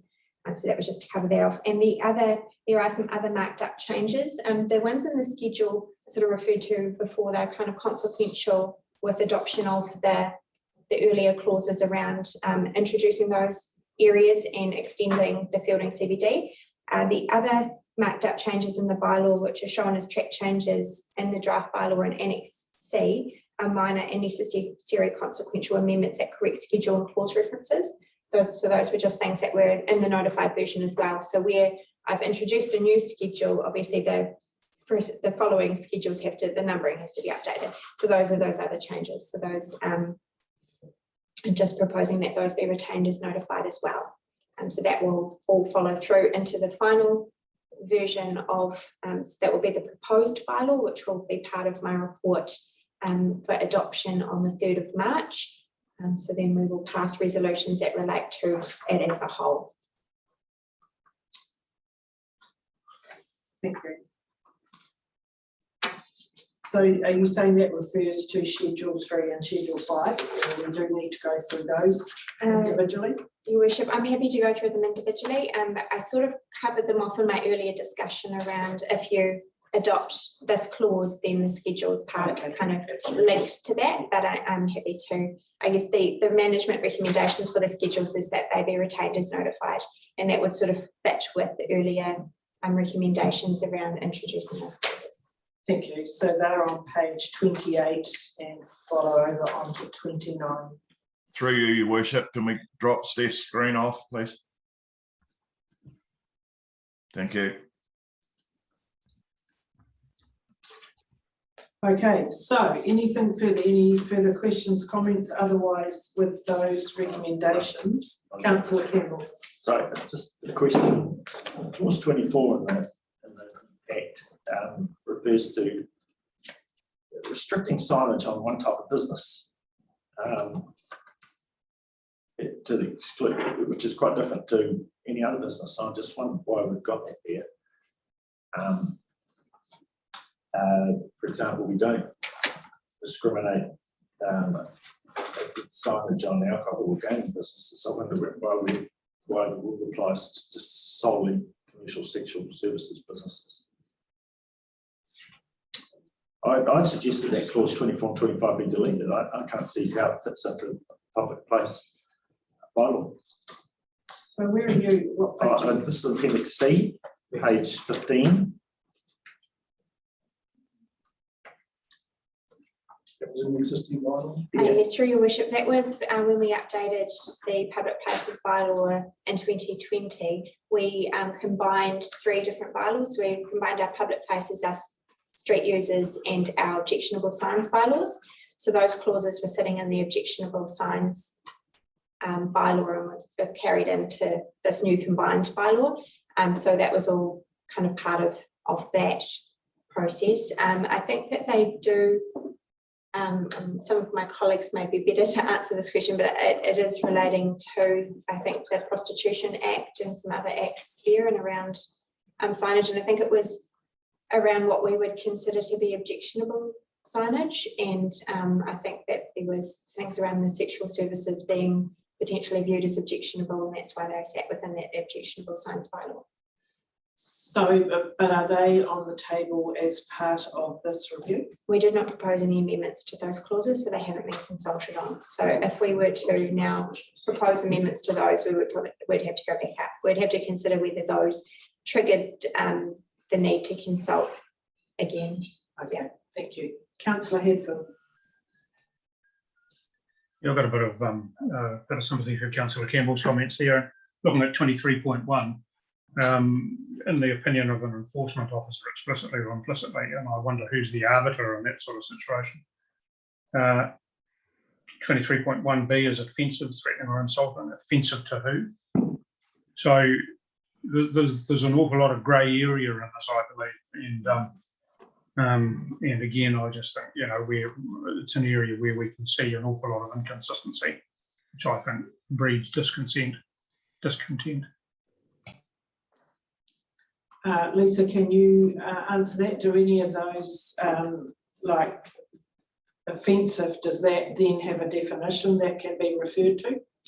Through your worship, there, I think it does, and Shane, feel free to jump in if you want. I think that it's part of the discretion of the enforcement officer to determine if it is offensive or not, and that's part of that role. In terms of, I guess, as a reminder, this is only an amendment to the public places bylaw. So the full review of the public places bylaw is still scheduled for 2025. So I guess if there are issues with that current wording, we would record those issues. And then when it comes time to review the whole bylaw again in 2025, we say, oh, well, you know, since 2020, there's been these issues come up with the existing bylaw, and therefore we want to tweak it to address these issues through that review. So I guess, you know, we could, if there are concerns, we would go back to them looking from an evidential point of view, are there any issues with the current bylaw? You know, what do we need to fix? And then it would be consulting on those and then adopting, or we could just wait to the 2025 review and consider that in terms of when we're evaluating the issues with the current bylaw. The point Lisa's making, which is totally relevant, is that when we went out, this is an amendment to the existing bylaw. It's not a review of the bylaw. It's simply, when we went out to consult, it was just to look at those alcohol control areas at the request of police, and largely to address the issues at the skate park. You know, other provisions within the bylaw have not been considered, nor have they been taken into consideration for consultation. So if we were, I mean, the easiest way for me is just leave it to a review of the bylaw when it comes up, and deal with it then. I'll add with that. I mean, it was just something I noted down with reading the document. It's a minor issue because I think we've got the premises anyway, but I'm aware of. There's certainly no signage, but it just seems discriminatory for that type of business to have to get a permit to get a sign. I think is what it reads. It comes from an old bylaw, but it was reinforced by. I think the problem we had was that in terms of these types of places, a lot of the signage and all that was originally put into the district plan, but this wasn't, and so they addressed it through a bylaw, and it's probably, we need to give some consideration whether this is the right way to address this. Well, I think, you know, time's obviously moved on since the prostitution law reform legislation came in there, and yeah, it's probably by 2025, it's probably a good time for that. Okay, thank you. If I can, Your Worship, I'd just like to say that I still believe that leaving things open to interpretation with any inconsistency is you know, potentially opening a can of worms. So I believe that if we're reviewing the bylaw, regardless of whether we've consulted on a specific area of it or not, we're beholden to actually look at in its entirety to make sure that it's applicable, sensible, and enforceable, and not open to interpretation. Thanks. So I think if I hear our CE correct, we're not reviewing the bylaw. We are making amendments to the parts of the bylaw that were requested by the police. That's right. So the review will come in 2025, which will be the bylaw in its entirety. Right, so Lisa, have we covered everything we need to cover? Yeah. Your Worship, I guess we just need to refer to recommendation 2 from my report and just see whether we need to pass that. It's essentially the conclusion of what we've done today. So that directs officers to update the proposed Manawatu District Council Public Places Bylaw 2020 in line with the Council's deliberations and to present the updated version of the bylaw, including all amendments to the Council for determination of whether or not to adopt them. So that was the second recommendation from my report. Okay, so that's the second recommendation, but then if you just take the point that Councillor Hadfield raised, we are only looking at amending a portion of that bylaw. It's classed as amending that bylaw because the bylaw sits as an entirety. So. Okay. So it's not, yeah, it couldn't be interpreted that we looked at the whole lot and made changes. No. Okay. So, so that's your recommendation number 2. It's on page 14 of your agenda. So I'm looking for a mover and a seconder for that recommendation. We should have to move that second point. Directs officers to update the proposed Manawatu District Council bylaws, places bylaw 2020, in line with the council deliberation and present the updated version of the bylaw, in brackets including all amendments, close brackets, to the council for determination of whether or not to adopt them. Thank you. That's been moved. Do I have a seconder, please? Thank you, Councillor Short. Put the motion. All those in favour, please say aye. Aye. Against? Motion is carried. Thank you. And thank you, Lisa, for taking us through that. It is pretty complex and you've done a great job. Yes, Your Worship, thanks everyone. Well I'll see you later today for the hard one. Right, thank you. Let's take a break, a 15-minute break for morning tea. Thank you.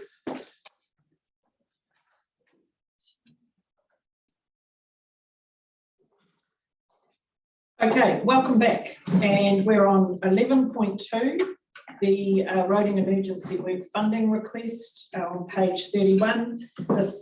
This report's coming to us covering the damage and the reinstatement work that was needed to be done after the weather event that we had back in December. So there are some costs there which we need to tidy up and address. So John, over to you. Good morning, Your Worship, councillors, colleagues. Yes, shall we take the paper as read? There was a storm event, yes, and it came to 1.5 million. That's our current estimate. So if you have any questions, we'll... Can you, just for general interest, just elaborate a bit more on the scope of the work that was needed and, you know, was it across the district? Where was it centred? Was it mostly fielding? The fielding was, from roading side of things, was relatively unscathed. There was North Street Bridge got undermined. A large hole appeared in the carriageway, so we've patched that up, but there's some more work needs to be done because there's quite a hollow underneath the footpath, so there's some work to be done there. On the outskirts of Fielding, Lethbridge Road, there was a washout there. We've opened the road, there's temporary works there, but we need to do some more to make it safer. Holcombe Road Bridge was undermined. So we had to reinstate the approach to that, to get that road open. Ruru Road, there was a tremendous amount of devastation there. You may have seen some of the photographs. There was the bridge at the far end. Judging by the bark that stripped off a tree at the side of it, the water overtopped the bridge by some 1.5 meters. Left all the debris on top of it. So there's quite a lot of work to be done tidying up that place. Holcombe Road, some voids, oh, we just done that one. Arapata, there's a culvert. The country at Arapata is all sand country. And there's a large 2-meter diameter culvert there. And that got blocked by slash from some forestry activity upstream of that. So the water overtopped the road and washed the culvert away, and all the approaches to it were all damaged. As I said, it's sand country, so you can imagine pouring a lot of water on a sandcastle. It didn't really stand up to it, so that's a big ticket item. And then Upper Pakiakura, there's a retaining wall there. There's cleanup on Rangatiki Valley Road. There was a dropout on Stanway Road. Lower Pakiakura, there's dropouts there, so that they'll want bench and fill. And there's a dropout further up Halcombe Road that will need bench and fill. Awahuri Road, Awahuri Road, if you've seen that, the stop banks breached, so the water flowed across to the road and it's taken out the shoulders for about 50 meters both sides, so they have to be reinstated. I wrecked the intersection as well. And there's dropout Pipaday Road, Ruahini Road, Manga Tiaka Road, and then there's various other slips that need to be cleared and silt cleanup, etc. So it comes to 1.5 million, and to date we've, for the January claim, we've spent 500,000. So yeah. Thanks, John. I probably know the answer to this, but is there any comeback on forestry? You know, is the slash coming down the streams and everything seems to be quite a huge contributor to some of these problems, or is this something, you know, if we've got no current comeback on the forestry, is this part of what our council should be submitting as part of that 50 Shades of Green forestry report going to government? You could pursue that, but what a lot of, in that particular case, what they will argue is that there's a lot of native trees on the banks of the river, and during the rain that the branches of these trees will have fallen down as well, so you can't distinguish between what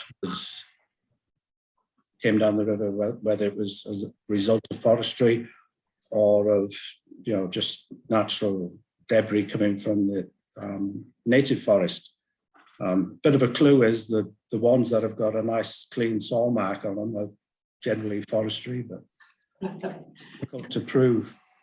And the Arapata case, the adjacent landowner was very good and cleared all the slash away before we arrived, but you could see it on the embankment above the culvert, so I'm pretty confident that's what caused it. Thank you. Yeah, I just think the timing's really good with that paper going to government, and we're part of that group. Yeah. Make sure that that's included. We won't be the only community. No, all the bridges end up with all sorts all over them. Yep. Okay. Thanks, John, for that. Any questions, further questions or comments? Councillor Short. Thank you.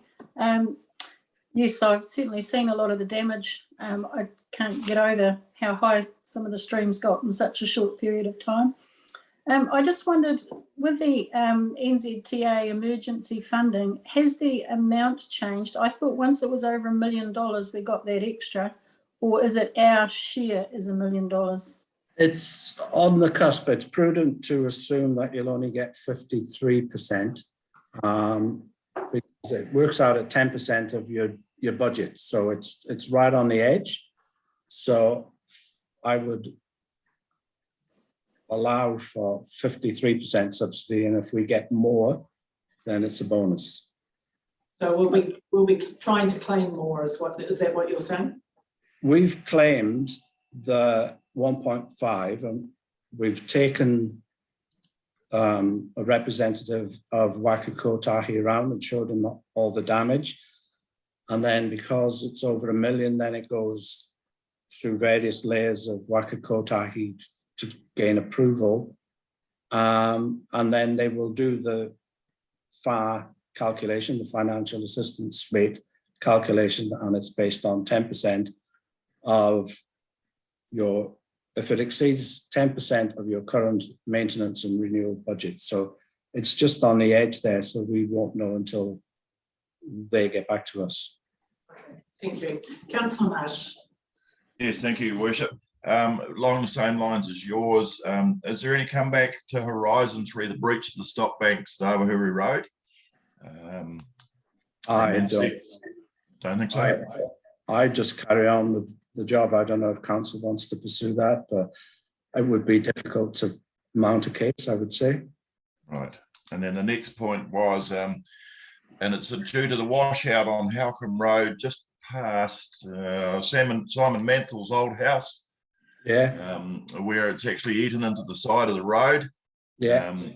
It's a really harsh and dangerous corner that I don't know whether there's enough visual slowdown there at the moment. It seems to me, I mean, if you make one false move there, you're 6 feet over the edge. That's right. I will get more delineation on that one. Hamish, do you want to make a comment in relation to regional council damage?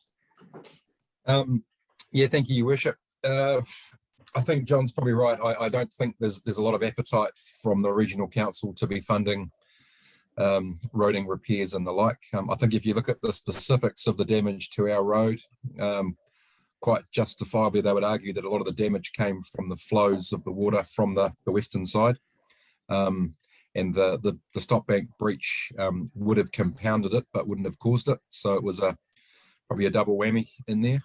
But from experience, there's very limited appetite from the regional council to be funding district council infrastructure. Yeah, but I would have thought that where their stop banks fail, there would be some liability on them to contribute. Like I say, there's possibly a conversation to have over and above what we've already talked about. But if you look at the lay of the land, with the water coming down sort of Lees Road and across Arahuri Road, and then through into Kitchener Park, the stop bank breach was further back towards Fielding on the other side of the road. It would be difficult to attribute that stop bank breach to the damage that was incurred. And I think that would be the position of the regional council. I can certainly ask. Certainly, from my point of view, if I can, there through Your Worship, just the fact that, and I congratulate you guys in being really proactive about the gates on Farrazon Road, and great getting those texts and what have you coming through. That for that water to actually have breached the stop bank again, to me means a discussion should be had with Horizons to try and even further lift them. If I could, Your Worship, with regard to the operation of the stop bank, of the Reedline spillway, and then the closing of Farrazon Road, which is part of the joint approach to that spillway management. In the December event, and we've had 2 more events since then, Horizons have been very proactive in that space. I've been working through the emergency management space, so separate to this roading discussion. working closely with their river management team and their group controller for emergency management. They've taken a very cautious and proactive approach, which I've seen and certainly been appreciated. Probably more so than we've possibly seen in years gone by. And I think that's reflective of the potential risk that that fielding faces and the solution that is the spillway to that. So I think the danger there is it's fantastic while you've got personnel that talk to each other. What happens when those people aren't there for whatever reason and someone comes to the book and says, no, you can't shut the gates until X. What happens then? I guess the point is, given that we've had a few experiences now where we've just literally relied on the goodwill of some people talking to each other to get them closed earlier, is it worth revisiting that and getting it in writing? So the what Horizons are doing around that is what constrains a lot of what they do is their current resource consent. To get around that, they are buying the land that they use as the Reach-on spillway. There is some difficulty with a couple of the landowners, which they are working through a process. But the whole idea of that is to then, once they own the land, they can then review that resource consent and can be operated whenever they feel like it, really. Yeah, well, that's good for us to understand when we get people saying, why isn't it closed sooner? Actually, to be fair on Horizons, they have probably operated outside of their resource consent and to be proactive to close the gates, which is pretty cool. Yeah, and I think if I could add to that, Shane's exactly right. We've had 3 events with the December and then 2 since then, and proactive and probably outside of the strict conditions of their consent. You could argue that they have done that as a proactive measure. Probably this is a wider conversation we might want to pick up as part of the stormwater discussion on the 17th of March. Absolutely, yes, thank you. Councillor Marsh. You're on mute. Councillor Ford was first. Well, we've got you, away you go. Okay, yeah, I was just wanting to reiterate probably just a general comment too, and it does bring out the importance of building our resilience fund as fast as we possibly can, because and that's got to be taken in line with obviously rate rises and all those sorts of things. But every time we get one of these events and have to borrow more money to do it is basically a kick in the guts for ratepayers, etc. as well. Councillor Ford. Thank you. I know we're getting slightly off topic, but I think it is important to keep putting the pressure on Horizons to get on with the extra work in terms of buying the properties, etc. up at north of Reeds Lane. We put in submissions as a council each year, each 10-year plan. I actually do so as an individual because it's all about saving fielding. Because if we get another flood like 2004, or if the effect is the same, basically our town will be uninsurable. So it's really, really important that we keep up the pressure. Thank you, Councillor Short. Thank you. Hamish and John, I'd just like to acknowledge the promptness in which some of the road repairs happened after the December event, and how actually, because of that, we were probably saved somewhat with the subsequent 2. In particular, I am talking about Ruru Road. I think the contractors arrived 2 days later, and I think they finished last Friday. They've been working constantly up the whole road. When I went for a drive on Saturday, the Waituna stream was only a metre below the bridge, but it was all the new stock bank construction they'd done that saved it from spilling again. Yeah, thank you. Councillor Belsky.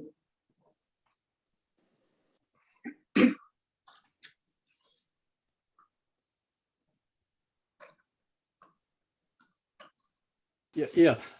This is, I just want a question to John. I come across the Mangaweka Bridge a couple of days ago, and I see the centre pillar had quite a lot of, looked like new work done around the middle pillar. and I was just wondering if that was involved in any money of this, the storm had caused any issues with that pillar. It just seemed a digger had been in there, and there's been a lot of big rocks put around the centre pillar. That was a surprise to see. Is that anything to do with this money? No, it's not. It's part of the construction of Manawatu Bridge. There's some rock riprap that was programmed to be done. So that's part of the job. Yep. Thank you. Hamish. Thank you, Your Worship. Just to follow up on Councillor Short's point, and I guess first of all, thank you for the acknowledgement of the work that the team did to get into action there.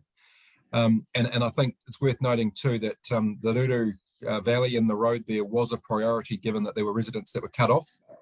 So from a civil defence emergency management point of view, you're looking at obviously people before property. So getting that road reinstated and creating an access for those people was a number one priority. So that dovetailed into the roading remedial works and repairs. Great, thank you. Councillor Campbell. Thanks. Christopher, John, just regarding the NZTA approval process, you're obviously carrying on or getting underway for these works already, and by the sound of a lot of it is done, but there's probably a bit more to do. But you mentioned something about the approval's not expected until March. How does that, from them, how does that fit in with our works programming expenditure? So what we do, the standard practice is we charge it to the unexpended maintenance budget until such time as the funding arrives, and then we journal it to the emergency works when it arrives. But we have to pay to get things rolling. So, but you would expect it to be approved. Yes. As I said, we went for a field trip with the NZTA representative. He's seen every site and didn't argue against any of them, and he was quite astounded, particularly in Ruru Road, about the devastation. So I don't anticipate them not approving the emergency works funding. We've got a similar claim in for Rangitikei District Council. Theirs is 1.8 million. Same story. It's just what we do. Great, thank you. Councillor Quarry. Thank you. To you, Hamish, why are we borrowing $705,000 when I thought we had a contingency fund for occasions like this? Through Your Worship. So if you recall back in previous years, we have what we call a separate account or a roading reserve within the roading activity. That has been in deficit for many, many years. So we don't have a separate pot of money sitting aside. I think one of the elected members mentioned before about, I think it was Councillor Marsh, the importance of building the resilience fund for exactly these issues. But the reality is that cupboard is bare, and so we have no option but to effectively borrow in that space. It's all ring fenced in the roading activity. So until we build a resilience fund in that space, this will be the approach we'll be looking to take for subsequent events as well. We did have a resilience fund, but you recall we used it to offset the zero rate rise that council adopted as part of the initial COVID in 2020. I thought there was 600K going in from this year's rates for that. I think it's less than that. Amanda, are you on the Zoom? There is money rated to go in there though. The resilience fund this year is somewhere around 300,000, is it? I thought it was 300. I can quickly double check. I've been working kind of in next year's budget. I haven't got my head in this year's budget right now. There is a small amount. It's not a large amount, but I think it may be the 6. I will quickly check and come back to you. Well, I guess the point that Councillor Quarry is saying is why borrow it if we've got some sitting there that we can use. Oh yes, absolutely. We wouldn't actually borrow it if our cash flow didn't require us to do it. You could choose to use that resilience reserve. I will just double check how much it is right now. Thank you, appreciate that. Councillor Marsh. Yes, Your Worship, even with those comments, I was actually ready to move the 2 recommendations on page 31. Thank you. I just got one more, Councillor Campbell. Yeah, following up from Councillor Quarry's question and referring to Amanda.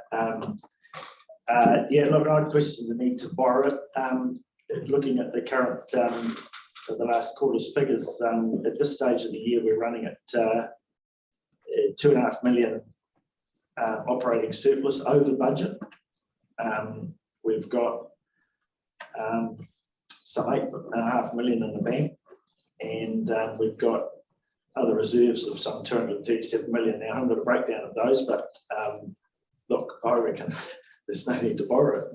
I think we should be able to do it out of current funds. What, Amanda, you might like to shed a light on that. There's 2 parts to it. Your revenue and financing policy talks about how we fund capital works. So from a capital works point of view, we don't rate for it. What would concern me is just looking at the high level and looking at our operating surplus is our rates of 99, no, I wouldn't say that. A large portion of our rates are targeted for a specific reason. So to look at our overarching surplus and say there's extra cash, we can use that for roading, would be flawed because we actually need any surplus cash for each of those targeted rates to flow into the targeted reserve, because we need to use that particular revenue for the reason that we rated it for. So we would only be able to be comfortable with using surplus roading rates for roading issues. The resilience reserve is your exception, and I've just looked it up. It's around 460,000 this year. So yes, we could decide to use that funds instead of drawing down debt for 460. We could absolutely use those. But to use some other area, I was going to say somebody else's, but some other areas' rates to fund roading would not be a great idea. Thank you, Councillor Quarry. Amanda, is that 460,000, is that what is in the budget now? That's not including the money that's being rated this current year for it.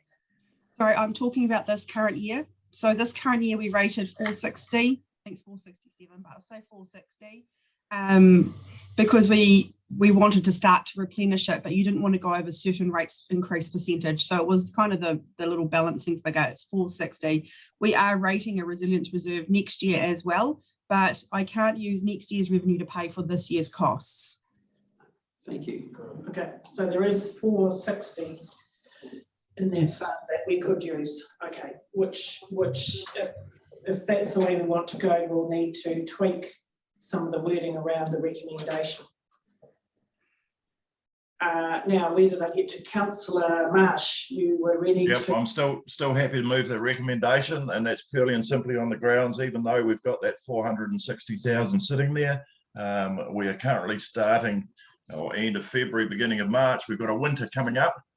I would hate to see that we empty the cupboard and then go into our winter that could throw some more devastation our way, in which case we need to just get on and do it and hopefully leave a little bit of kitty in the kitty, so to speak. So I'm happy to move the recommendations as tabled, both 1 and 2. If you'd like me to read them out, I can. Thank you. So I move that 1, that the council approve additional operational budget of up to 1.5 million plus GST for roading emergencies and the corresponding debt funded required of 705,000 plus GST.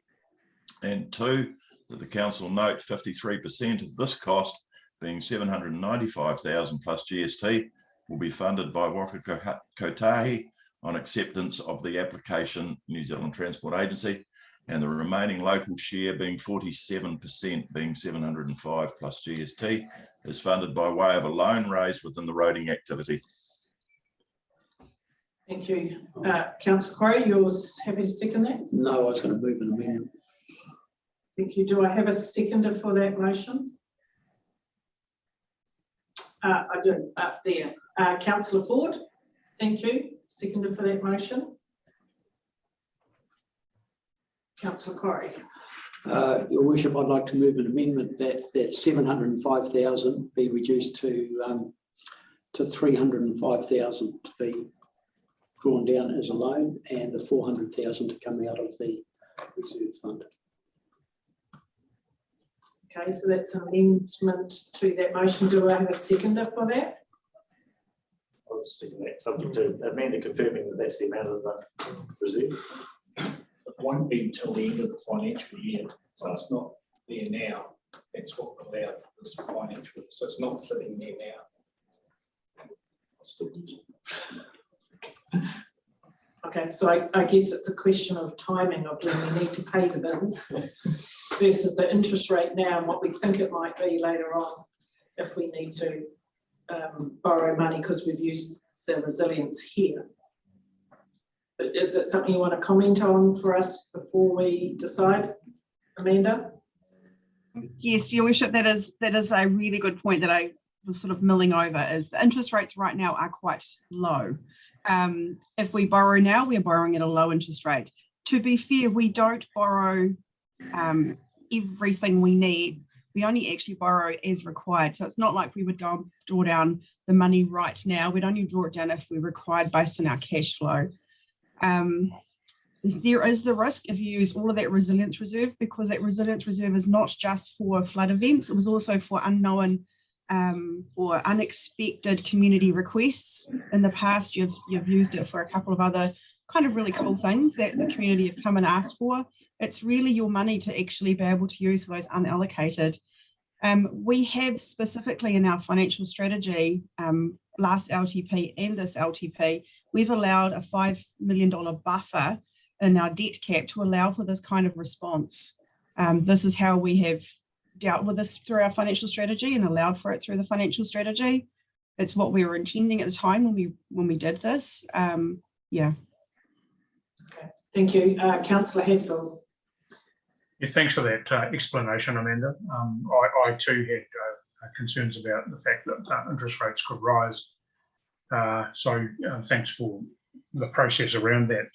However, I also support Councillor Marsh's comments, and I think in the context of things, and the fact that we've got a winter coming up, I'd be in favour of actually retaining the reserve funds and continuing to build them at this point in time. Thank you. Right, so I'll second the motion. So amendment. Okay, so there has been an amendment which has been moved and seconded by Councillor Campbell. So the amendment is that we change the wording to being $305,000 plus GST is funded by way of a loan raised within the roading activity, with the remainder to come from the resilience fund. Am I quoting you correctly, Councillor Quarry? Yes, Your Worship. Thank you. Right, so I'll put that motion first. Just seeking a clarification, if I may, through the chair, just in regard to, and John Jones, you can answer this. Will the changing of those figures affect your application that you've put into Waka Kotahi? No, they're not interested in that. Right. I don't care where we get it from, as long as we pay our share. Yep, that's fine. Okay, so I'm going to put that amended motion. All those in favour, please say aye. Aye. Yeah, if you could raise your hand, please. We've got none on the screen and 4 here. Thank you. Against? That motion is lost. So we go back to the original motion on the table, being the 705,000 plus GST to be funded by way of a loan. I'll put the motion, now that was moved and seconded, yes. Put the motion, all those in favour, please say aye. Aye. Raise your hand. Thank you. Against? Motion is carried. Thank you. Thanks, team. Thanks, John and Hamish. Thank you, Your Thank Worship. you. Right, we now move to the Animal Control Services contract renewal on page 35.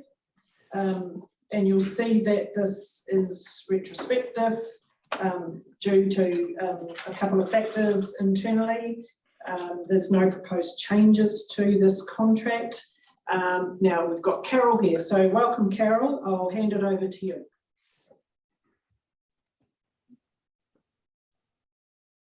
Can't hear you for some reason, you are unmuted, but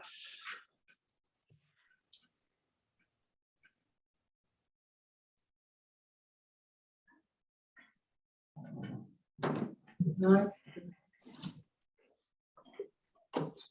Now? Yes, got you. Welcome. Hi, so yeah, following on from what Helen said, should be pretty straightforward. It's basically a renewal of the contract which previously expired on the 30th of June with Rangitikei District Council, and that was obviously due to, there's a lot going on around that time. It just got overlooked and even RDC didn't pick it up either. So what we're trying to do is just formalise it now. They're happy to continue. The service has continued as normal. So I think I included, I'm pretty sure I did, the actual draft contract itself for your information. But basically it's taking it through to the 30th of June 2024. And the figure for the 3-year period is in 7.1 in my report, which is $1,032,458.40, which is all budgeted for. So happy to answer any questions. Thanks, Carol. Any questions, comments? No, as Carol says, it's reasonably straightforward. On that basis, can we go straight to the recommendation? Have a mover and a seconder, please. Well, in that case, I'm happy to move. Sorry, I was just trying to find the recommendation. Oh, sorry, we're on page 35. Brilliant. I'm happy to move that the council approve the animal control contract renewal for the period 1 July 2021 to 30th of June 2024. A seconder, please. Councillor Ford. Put the motion. All those in favour, please say aye. Aye. Against? Motion is. If I may, Your Worship, just through there on page 50, 4th bullet point under Schedule A, MDC will pay half, not will pay half. I know it's only in our papers, but just a typo error. Right. Yes. Yeah. Yep. Thank you. Good spotting. Excellent. So thank you, Carol, for that. So our animal control is now all legal. Yes. Thank you. Right. 11.5. We're on page 51. This is bringing forward a portion of the library redevelopment budget. And we got Adi there. Welcome, Adi. Hiya. Thank you. We have the report. It's all set out there. I'll let you speak to it. Thank you, Your Worship. This paper is just to seek approval from Council to bring forward 400,000 to see out the detailed design completion for this year. Originally, there was 2.7 million budgeted for this year. We pushed most of that back to next year, keeping only 200,000 as an estimate at the time. We've now got a projected cash flow which takes us through to about 400,000 to the end of this year to get the design finished. So the request is to bring that forward. So, councillors, the important point here is the assumption of pushing the budget out was because we were of the view that we would struggle to engage architects, engineers and project managers and the like to do the project. That wasn't the case. We were able to almost engage them straight away, and they are well advanced on the work. That work isn't getting any cheaper, so we want to bring that money back in this year so that we can complete the detailed design work and get it underway. So yeah, our assumptions are pushing it out. We put assumptions at the time, but engaging those specialists early. Councillor Casey. Thank you. And I note too in page 52, 2.4 of the report, and I know there's a colleague across the table from me that's raised an eyebrow already, that this remains within overall budget and is a timing issue only. That was what I was looking for before as well, was very clear. No additional, it's within existing. Yeah, exactly. Absolutely. It's bringing it forward. Any questions or comments? Councillor Corr. Yeah, I'd make the comment that the library was only to proceed with external funding, the securing of external funding. And I noticed there was no external funding having been identified as being secured. Now, that was the last discussion we had in regard to it. And like I say, there is no mention that there is additional funding outside third-party funding helping to source our purchase of the library. Adi, are you able to give us an update on where any funding applications might be at? Yep, absolutely. So we have successfully been granted 400,000 from Central Energy Trust. That came through just before Christmas. We have an application in for 250,000 for Eastern Central Community Trust. That's still being deliberated on, no answer yet.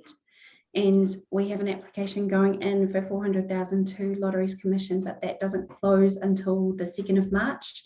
And we need to have the resource consent back before that application can go in. So we've been working with the Jeremy from the Lotteries Commission to make sure that our wording is in their grounds of approving that application. So it's all looking very positive. Excellent. Does that help answer your question? Thank you. Great. So some good work going on there. Okay.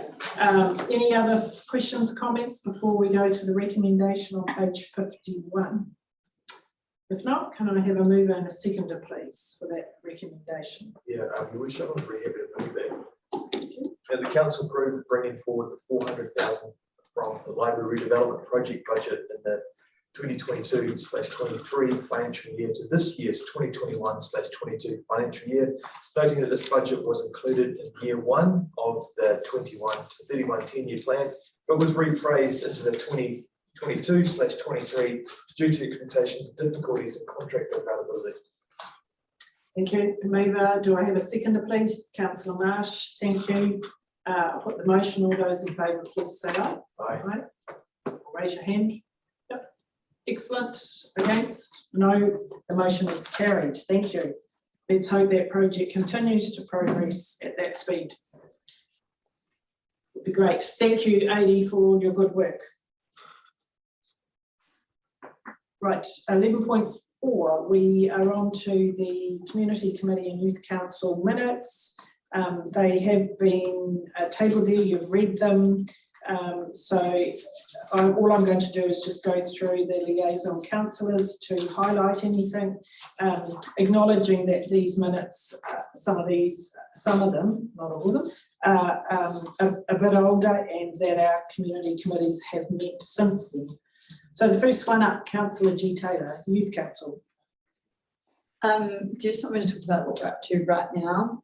Yeah. Is that more relevant? Just highlight anything from there. Yeah.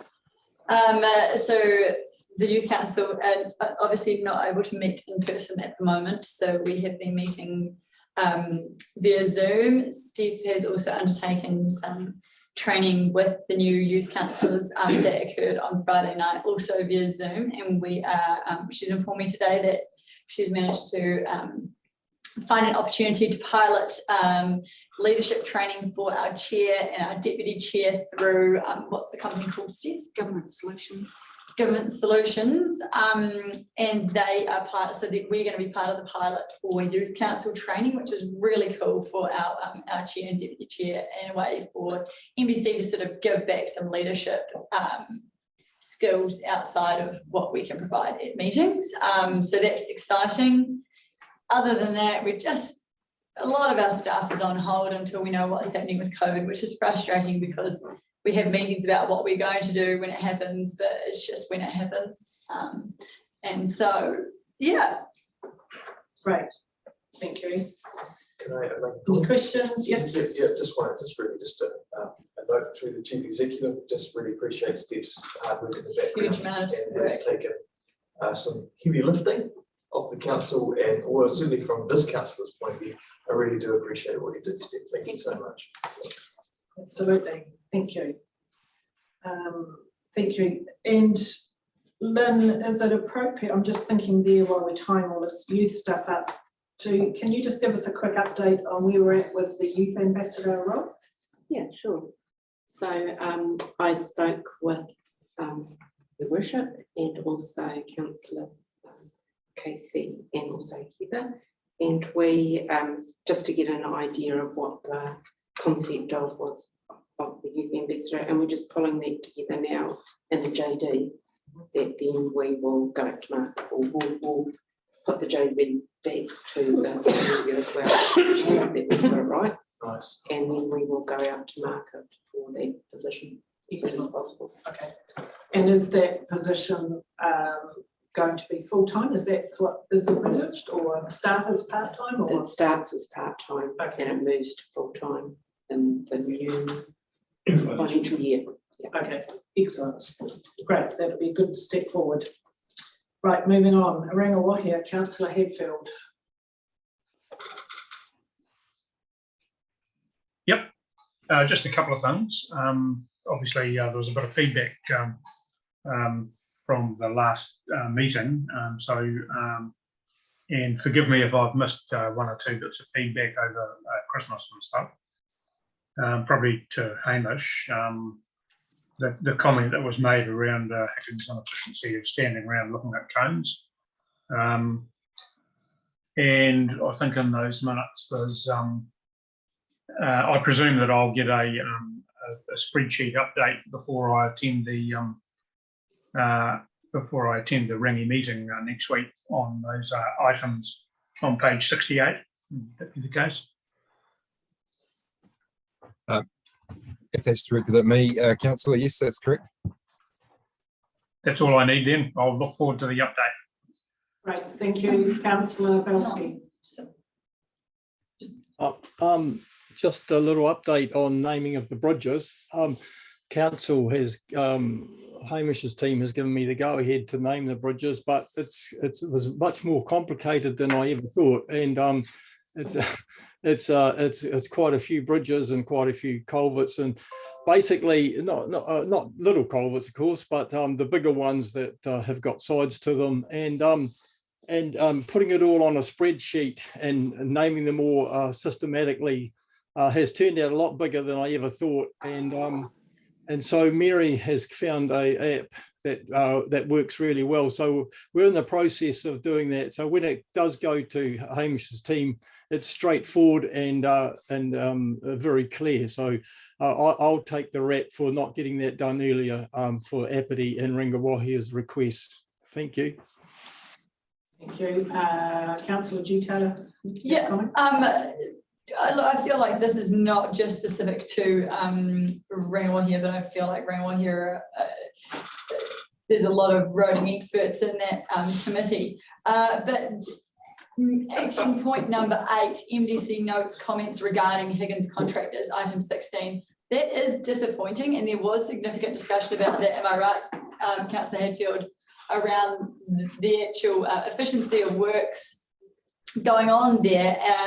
Whether they feel like they can be a little more relaxed because they're so far away from town or what, I'm not sure, but not a lot of work gets done in the time, and so that has been noted, and I'm not sure, Hamish, if you follow that up with Higgins and sort of get some efficiency, because they have actual timings of when they were just sitting in their cars, and so I'm not sure if we need to follow that up and actually get some action. And also further to Higgins, the quality of recent corner widening near Henau Station, that's right up from my driveway, and what a waste of money, because it's just crumbled away. And so it's disappointing that we're spending money on roading contract when that money could have been spent on another project, because it's been a waste of time, the work that has been completed. I'm not sure how we action that to make sure that we get things going better in the future. Hamish, what can we do? Through your worship, and thank you, Councillor G. Taylor. Look, John and the team have been obviously engaging with Higgins on a contractual basis. I couldn't give you an honest answer in terms of the road widening specific section you're talking about, but we can certainly follow up. One thing I would say is that our engagements with Higgins are on essentially on a job basis, not an hourly basis. And so whilst it might be a bad look, which I know the team have followed up with Higgins, we're not paying these guys by the hour to sit around. they're paid by the job, and that's a perception that the community traditionally has. If they see people sitting around, it's obviously costing twice as much. There could be any number of reasons, and I don't want to justify any of what they might be. It could be materials haven't arrived, breakdowns, smoko breaks, I don't know. But I think a key message back to the community, if you are approached, is that we don't pay these guys by the hour. Higgins do, and so managing the productivity is a Higgins contractual responsibility. But we pay on a per meter, per cubic meter, per kilometre rate for these things. And so if it takes twice as long, largely that problem sits with the contractor. But certainly I'll follow up with John and the team as to what conversations have been had, because obviously they do represent Team MDC when they're out and about on our network, and we understand that. Thank you. And I'm assuming the other comment was, about the widening. They are done for a reason. They're not just done because we want to do them. The team go through a process to identify that work needs to be done. Absolutely, it's a process that we work closely with the contractor on in terms of identifying safety issues or roading network improvements, and over and above that, the whole program of works is reviewed and approved by Waka Kotahi as they approve our 3-year funding block. That they're actively involved in through their auditing process as well. So we don't just choose what we think we're going to do and just do it. There's actually quite a process. It is a limited budget, the large network, which we know. So there is quite a process to decide on which sections of road get widened and why, and to what extent. And we get criticism sometimes that we've only done part of a job and we should have done the full length. But obviously the assessment's been done that part that's done is what's needed, not the whole length. So every piece of roading improvement is case by case based on the data and the traffic volumes, the facts, and the available budget. Thanks. And then once the work's been done, there's obviously project management around how good it's done. If what Councillor G. Taylor's saying is it's all crumbled away, then I guess that's something you pick up with the contractor. That's exactly right. So we have the roading team who are regularly out on the network with the contractor. Do they inspect every single job every month? I would say no, of course not. There's just not the resource for that. But if a job is done and the standard is not appropriate, if it finds its way into the feedback process or it's picked up via inspection, then yes, there is a follow-up with the contractor. And if it's genuine remedial works, then that's done at the contractor's cost. And if there's a result of storm damage or other events, then obviously that's part of a conversation in terms of where that liability sits. Great, thank you. Right, Councillor Quarry. Yeah, thank you, Your Worship. Councillor G. Taylor took the words out of my mouth. It's disappointing to read the minutes when we have problems with our roading in the Northern District and it follows right through to the Southern District. And roading would be one area where I get the most complaints in regard to the service by council. It's disappointing and reflects poorly on council. There are countless occasions where people are complaining about the standard of service that they believe we're getting from Higgins. Now, if you have one contractor and you agree on a price, you're not tendering every job. And I believe some of their excessive charges for some of these jobs are simply because they are the only contractor which is involved in the tender or the discussions in regard to the job. So if you're only dealing with one group, then you come to an agreed price. You're not quoting prices from 3 or 4 different contractors to do that one job. Like I say, it's disappointing that this is an area where there are the most, in my opinion, one of the most complaints that we receive as regard to roading.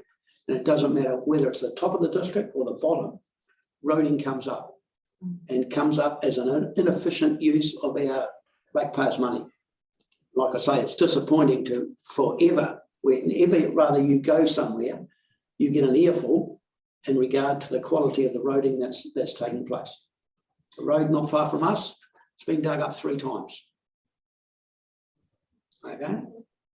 Now, whether it's a quality control or whatever, but I believe there needs to be a firm talking to Higgins to try and up their standard. Now, I appreciate the difficulty in getting contractors. That's part of the difficulty we face no matter where we go. But I think Higgins are letting us down and letting us down badly. Thank you. Yeah, Hamish, I recall, some years ago we had these kind of discussions, and we had a roading meeting in the northern part of the district where people could actually come and tell us all their roading concerns, and then the team. It was a very useful exercise, building a relationship with the community, where your team then went out and followed up absolutely every item that they raised, and we went back and presented.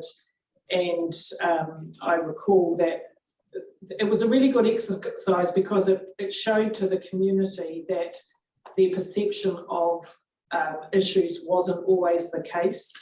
And in some cases, they did have genuine concerns. So I'm wondering, is it just about getting on top of Higgins, or is it time to have another look at doing one of those sessions?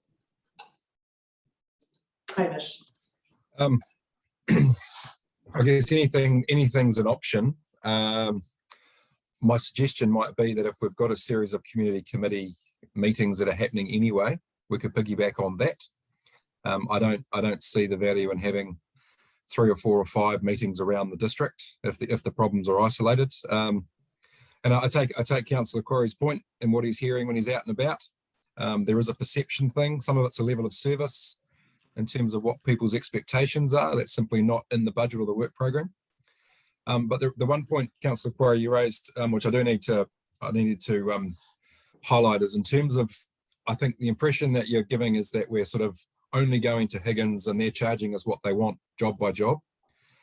If you recall, we have a term maintenance contract, which includes the base maintenance works and some discretionary ordered works, and the resale program is within that contract. That contract as a whole is open market, tendered on the open market. We went on the basis of a 3+3+3 year contract. So we have the ability at the end of each of those 3-year periods to review what we're doing, consider the level of service we're getting and the pricing, and make a decision as to whether we go back to the market or continue. This is the first year of the third 3-year block. So we've basically got the rest of this financial year and then 2 more years before we will be required by NZTA to go back out to tender. But all of those jobs that you're referring to are on tendered rates, which were done at an open competitive, on an open competitive basis. So it's not that we're getting one price from one contractor. We're going back to the tendered rates and the schedules that we had through the open process. And it's like a shopping list of the bits that we want in terms of each of those jobs. Where we have a job, and I'll use the example of the Halcombe Road steel widening, that was outside of the scope of the base maintenance contract, and that was tendered on the open market. And we do that for a number of projects, as you'd be aware, in the roading space. So Higgins have by right through the maintenance contract certain jobs and all the smaller jobs, but a lot of those bigger jobs, they are tendered competitively. Sometimes Higgins wins those, sometimes they don't. Thank you. Yep. Good explanation. Right, moving on. Rongatea. So I'll hand it over to Councillor Short, but I just want to congratulate this community committee. I went to their meeting on Monday night. They think outside the box. They have no choice. Reception is crap, is their word, in Rongatea, and there were so many complaints from locals who are being forced to work from home but can't even have phone calls that stay connected, let alone trying to Zoom.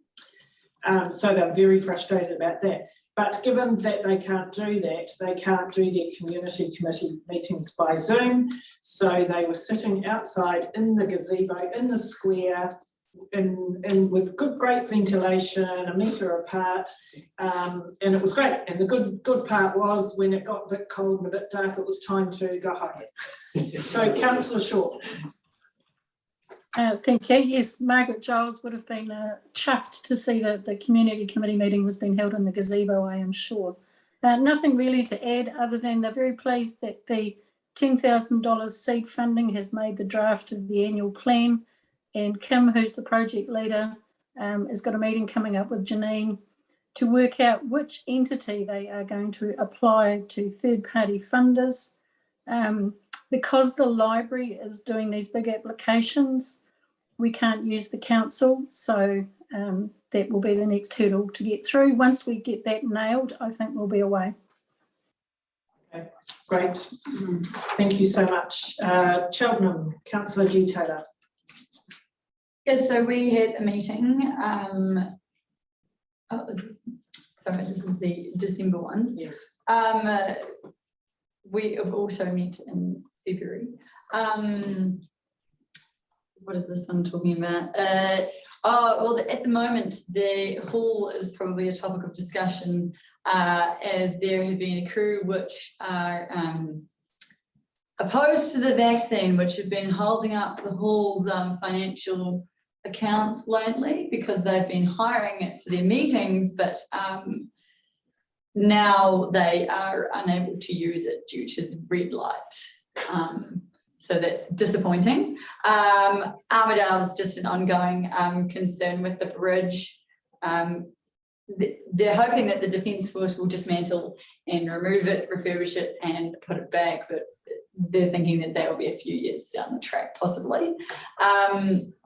And the Rongotia Lions Club have been very generous in providing some funds. Corbett's have provided potatoes historically, I believe, to Rongotia Lions Club, and Rongotia Lions Club would like to be able to give back to the Cheltenham community for that. And so I'm quite keen to put up some funds to help with the erection of the smaller playground equipment, which is obviously opposite the dairy, because the playground is the old school playground, which doesn't really cater to toddlers.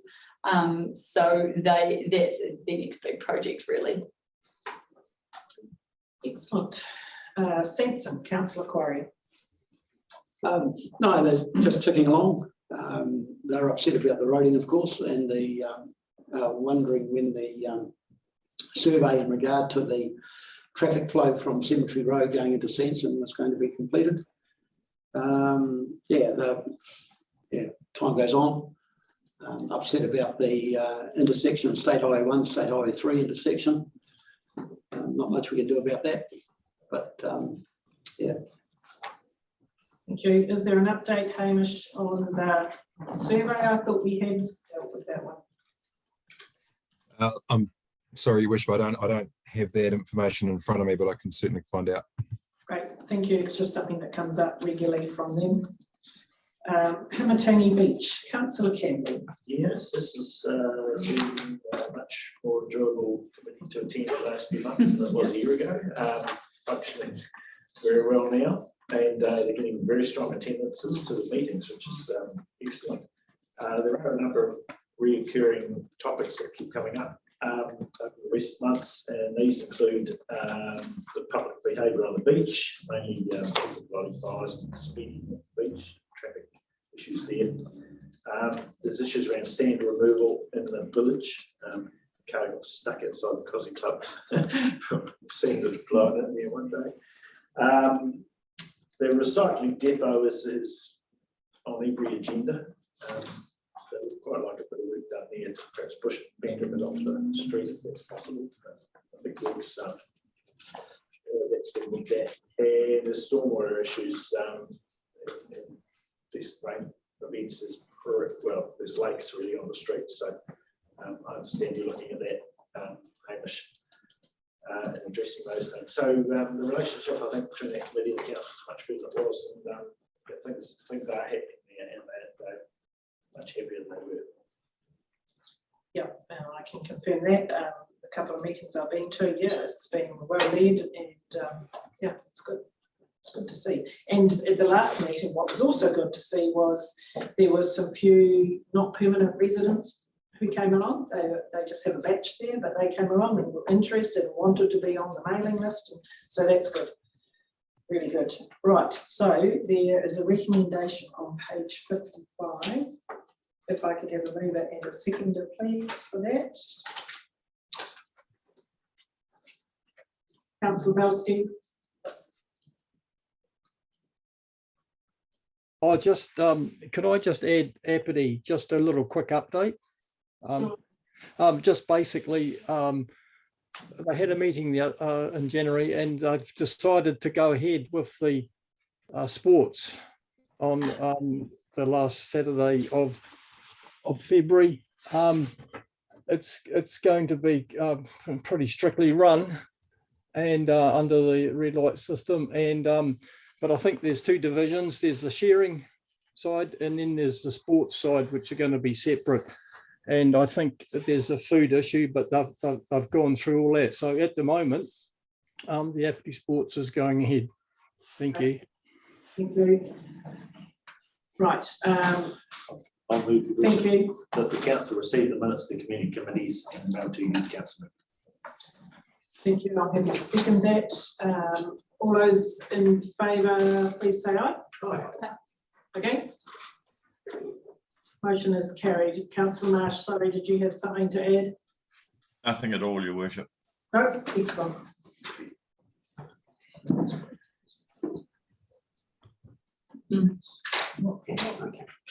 I think we're trying to hit against brick wall with this. You're going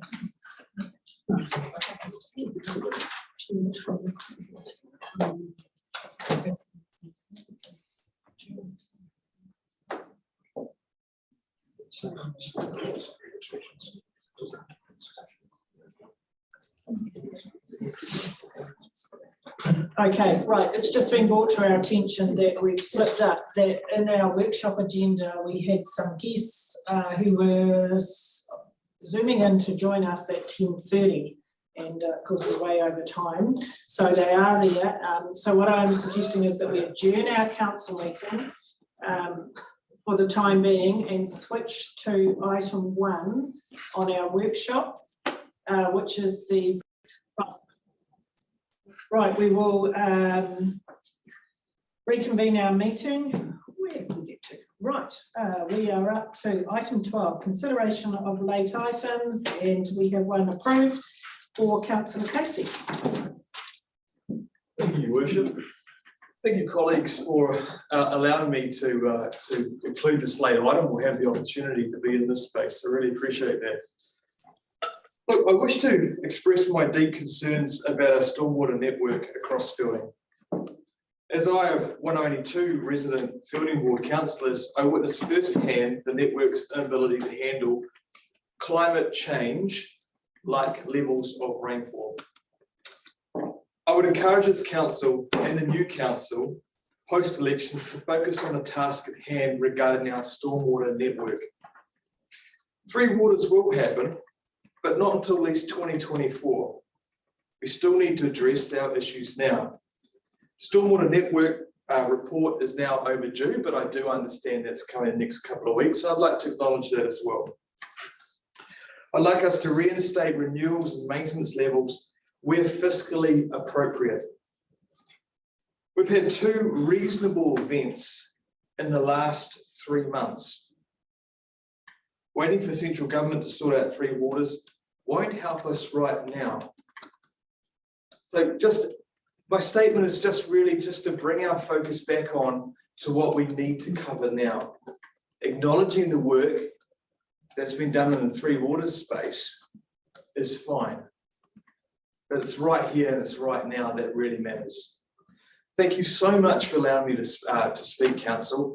And of course, over the afternoon and in the workshop in the next couple of weeks, I know that we'll be talking about stormwater. But again, I appreciate the time to speak. Thank you. Thank you. Right, so that brings us to item 13, and this is to move into public excluded. So I'm happy to move that the public be excluded from the following parts of this proceeding, namely the confirmation of minutes. I'm happy to move that. Do I have a seconder, please? Councillor Campbell, thank you. I'll put the motion. All those in favour, please say aye. Aye. Aye. Thank you. That motion is carried. Thank you. With that, I will declare our meeting today closed.